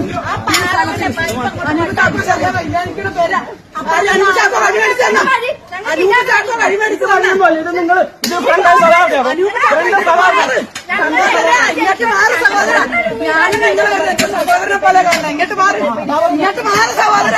നമ്മൾ നേരത്തെ കണ്ടത് നവമാധ്യമങ്ങളിലൊക്കെ ഇപ്പോൾ ഏറെ പ്രചരിച്ചുകൊണ്ടിരിക്കുന്ന ഒരു ദൃശ്യമാണ്. അതായത് ചേർത്തലയിൽ ഒരുപറ്റം സ്ത്രീകൾ ചേർന്ന് CPM-ന്റെ ഒരു കൊടിമരം നീക്കം ചെയ്യുന്നതാണ് ദൃശ്യം. ആ കൊടിമരത്തിൽ കട്ടിപ്പിടിച്ചുകൊണ്ട് നിൽക്കുന്നത് ആ വാർഡിലെ കൌൺസിലർ കൂടിയാണ്. എന്താണ് ആ സ്ത്രീകൾ കൊടിമരം നീക്കം ചെയ്യാനുള്ള സാഹചര്യം ഉണ്ടാക്കിയത്? അവരുടെ ദുരവസ്ഥ എന്തായിരുന്നു? അന്ന് ആ സംഭവത്തിൽ ഉൾപ്പെട്ട ആളായ അഞ്ജലി നമ്മളോട് പറയുവാണ്. അഞ്ജലി, കുറച്ച് നാളുകളായി നടക്കുന്നൊരു പ്രശ്നമാണല്ലേ, നിങ്ങളുടെ വീടിന്റെ പുരയിടത്തിന്റെ മുൻഭാഗത്ത് വഴിയോട് ചേർന്ന് ഒരു കൊടിമരം അല്ലെ, എന്തായിരുന്നു ആ സാഹചര്യം? അവരവിടെ കൊണ്ടുവന്ന് കൊടിമരം സ്ഥാപിച്ചതാണ്. രക്തസാക്ഷി വാരാചരണത്തോടനുബന്ധിച്ചാണ് അവര് കൊടിമരം ഇടുന്നത്. പുന്നപ്രവയലാറിന്റെ. അതെ അതെ. അത് കഴിഞ്ഞ് നമ്മൾ അതിനെപ്പറ്റി ഒന്നും പറഞ്ഞില്ല. നമ്മളുടേതായ വീട് പണിയുടെ ആവശ്യം വന്നപ്പോഴത്തേക്ക് അത് സൈഡിലോട്ട് മാറ്റിത്തരണമെന്ന് ആവശ്യപ്പെട്ടിരുന്നു. പക്ഷെ അതായത് നിങ്ങളുടെ ഗേറ്റ് ഇറങ്ങുമ്പോൾ നേരെ മിഡിലായിട്ടാണ് അല്ലേ ഈ കൊടിമരം? നമുക്ക് വീട്ടിലോട്ട് ഒന്നും കൊണ്ടുവരാൻ പറ്റാത്ത സാഹചര്യമായിരുന്നു. വീട് നിർമ്മാണം ആരംഭിച്ചിട്ടുണ്ട് അല്ലേ ആ കോമ്പൗണ്ടിൽ? ആരംഭിക്കുന്നതിന് മുമ്പാണ് നമ്മൾ പറഞ്ഞത് ഒന്ന് മാറ്റി തരണം, നാളെ സാധനങ്ങൾ വരും, കല്ലൊക്കെ വരും, മാറ്റി തരണമെന്ന് പറഞ്ഞപ്പോഴാണ് അതവര് പറ്റത്തില്ല എന്നുള്ള രീതിയിൽ പറഞ്ഞത്. ആരാണ് പറഞ്ഞത്? അത് അവിടുത്തെ ആളുകളെല്ലാം പറഞ്ഞു. അത് ഞാൻ കൗൺസിലറെ വിളിക്കുന്നത്. കൗൺസിലർ പറഞ്ഞ് ഞാനല്ല ഇതിൽ ഇടപെട്ടിരിക്കുന്നത്, ഞാൻ അറിഞ്ഞുകൊണ്ടല്ല. അവിടുത്തെ ബ്രാഞ്ച് സെക്രട്ടറി അദ്ദേഹത്തിനെ വിളിക്കാൻ പറഞ്ഞ് പുള്ളിയെ വിളിച്ച്. ഈ കൗൺസിലറുടെ പേരെന്താണ്? CPM കൗൺസിലറാണ് അല്ലേ അദ്ദേഹം? അതെ, അദ്ദേഹത്തിന്റെ പേര് അനൂപ് ചാക്കോ എന്ന. ഏത് വാർഡാണ് നിങ്ങളുടെ? ഞങ്ങളുടെ 15-ാം വാർഡ്. അതെ, ചേർത്തല പാർട്ടിയിലെ 15-ാം വാർഡ് അനൂപ് ാണ് നമ്മൾ ആ ദൃശ്യങ്ങൾ സ്ത്രീകൾക്കൊപ്പം ആ കൊടിമരത്തിൽ പിടിച്ചു നിൽക്കുന്ന ആളായി കാണുന്നത്. അതിനുശേഷം ഈ കൊടിമരം മാറ്റാൻ പറഞ്ഞതിന് ശേഷം നിങ്ങൾ വിവിധ പാർട്ടി ഘടകങ്ങളെ സമീപിച്ചു അല്ലെ പരാതിയുമായി? അതെ, ഞങ്ങൾ CPM-കാരെ തന്നെ ആദ്യം സമീപിച്ചത്. LC സെക്രട്ടറിനെ പോയി കണ്ടു, ഏരിയയിൽ പോയി കണ്ടു, നാസർ സാറിനെ പോയി കണ്ടു. അവരൊക്കെ പറയുന്നത് പിന്നെ അത് ഒരു വാശിപ്പുറത്തുള്ള ഒരു കാര്യമാണെന്നാ പറയുന്നത്. പിന്നെ പോലീസ് സ്റ്റേഷനിൽ പോയി, അവിടെ പരിഹാരം കണ്ടില്ല. പിന്നെയാണ് മാമൻ ഇങ്ങനെ ആത്മഹത്യാ ഭീഷണി എന്നുള്ള ആ ഒരു ഇത് വന്നത് മാധ്യമങ്ങളിൽ വന്നായിരുന്നല്ലോ. അതാണ്, അത് ഒരു ഘട്ടത്തിൽ ഇവരെ എല്ലാ പാർട്ടി ഘടകങ്ങളിലും പോയി CPM ജില്ലാ സെക്രട്ടറി അടക്കം കണ്ട് പരാതി നൽകി. പക്ഷേ അത് ഒരിക്കലും ആ വിഷയം പരിഹരിക്കപ്പെട്ടില്ല എന്ന് മാത്രമല്ല, അത് കൂടുതൽ രൂക്ഷമാവുകയാണ് ചെയ്തത്. അതോടെ ഒരു ഘട്ടമായപ്പോൾ അഞ്ജലിയുടെ മാമൻ തന്നെ അവിടെ കയറി ആ കൊടിമരത്തിൽ കയർ കെട്ടി താൻ ആത്മഹത്യ ചെയ്യും എന്നുള്ള രീതിയിൽ പ്രതിഷേധമുയർത്തുന്ന സാഹചര്യമുണ്ടായി. പിന്നീട് അഞ്ജലിയും കുടുംബവും ചേർത്തല പോലീസിനെ സമീപിച്ചു. പോലീസിനെ സമീപിച്ചിട്ടും എന്തെങ്കിലും മാറ്റമുണ്ടായിരുന്നു? സമീപിച്ചിട്ടും അദ്ദേഹം പരിഹരിക്കാൻ ശ്രമിച്ചെങ്കിലും അന്നത് സാധിച്ചില്ലായിരുന്നു. അത് കഴിഞ്ഞ് മീഡിയയിലൊക്കെ വന്നതിന് ശേഷം അന്നേരം അവർ പറഞ്ഞ് അവരെ അപമാനിക്കാനുള്ള രീതിയിലാണ് നമ്മൾ ശ്രമിക്കുന്നത്, ഞങ്ങളത് മാറ്റാനായിട്ട് ഇരുന്നതാണ്, ഇലക്ഷൻ കഴിയുമ്പോൾ ഞങ്ങളത് മാറ്റുമെന്ന് പറഞ്ഞു. ഇലക്ഷൻ കഴിഞ്ഞ് പിന്നീട് നിങ്ങൾ പാർട്ടിയെ സമീപിച്ചപ്പോൾ എന്തായിരുന്നു അദ്ദേഹം? സമീപിച്ചിട്ടില്ല, ഞങ്ങൾ പിന്നെ പാർട്ടിയെ സമീപിച്ചിട്ടില്ല. കൊടിമരം അവർ നീക്കം ചെയ്യാനും പോയിട്ടില്ല. ഇല്ല, ഞങ്ങൾ BJP-കാരുമായിട്ട് ഇടപെടുക ചെയ്തത്. BJP-കാരുമായിട്ട് കാര്യം ഞങ്ങൾ ഇത്രയും നാളും അവരുടെ പുറകെ നടന്നിട്ട് 8 മാസമായിട്ട് നടന്നിട്ടും ചെയ്യാത്ത കാര്യം ഇനി ചെയ്യത്തില്ല എന്നുള്ളൊരു വിശ്വാസം ഞങ്ങൾക്കായിപ്പോയി. നമ്മൾ അവരെ വിശ്വസിച്ച് നടന്നിട്ട് പറ്റിയില്ല. പിന്നെ അടുത്ത ആളുകളെ അപ്പോഴത്തേക്കും ഈ വീടിനകത്തേക്കുള്ള നിർമ്മാണ സാമഗ്രികൾ ഒന്നും കയറ്റാൻ കഴിഞ്ഞിരുന്നില്ല നിർമ്മാണത്തിന് വേണ്ടിയുള്ള. ഒരു ടോറസ് കരിങ്കല്ല് കൊണ്ടുള്ള ഫൗണ്ടേഷൻ മാത്രമേ അവിടെ കെട്ടിയിട്ടുള്ളൂ. പിന്നെ ഒന്നും കല്ല് കൊണ്ടുപോകാൻ പറ്റാത്ത കൊണ്ട് സൈഡിൽ തന്നെ ഉപേക്ഷിച്ച് മാറ്റിയിട്ട്. എത്ര നാളത്തോളം നിങ്ങളുടെ വീട് നിർമ്മാണം മുടങ്ങി? ഒരു 7 മാസത്തോളം. 7 മാസത്തോളം അങ്ങനെ കിടന്നു അല്ലേ? അതെ.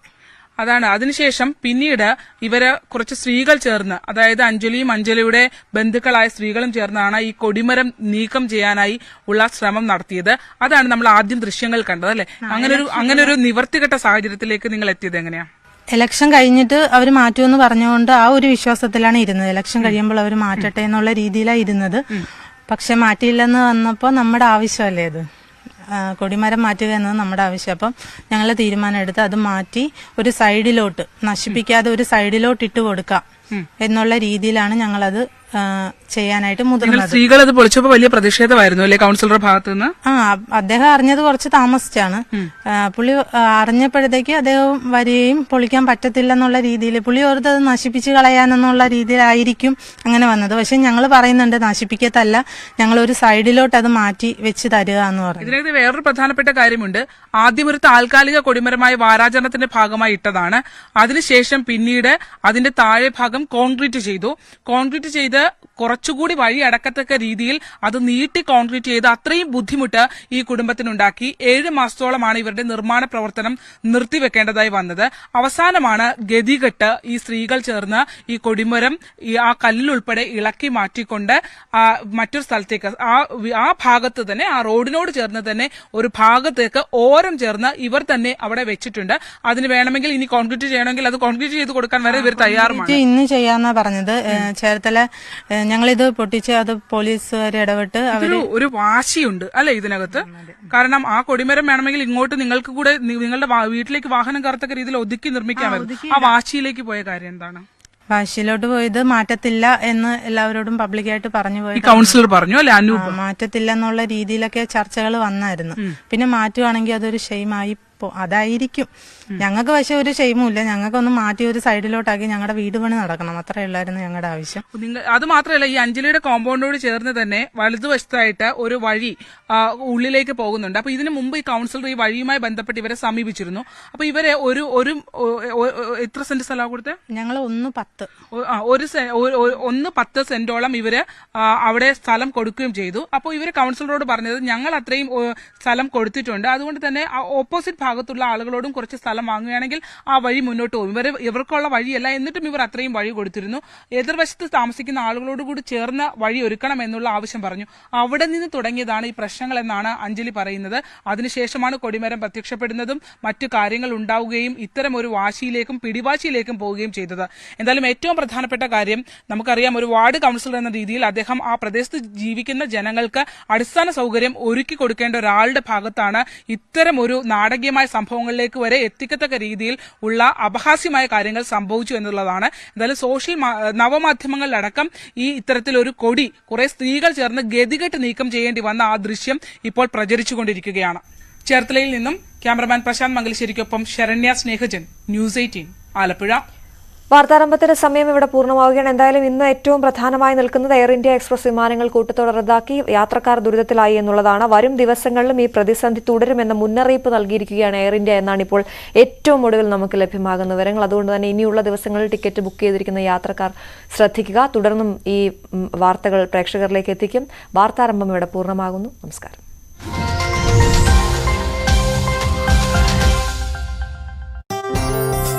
സമരവും മിന്നൽ പണിമുടക്കും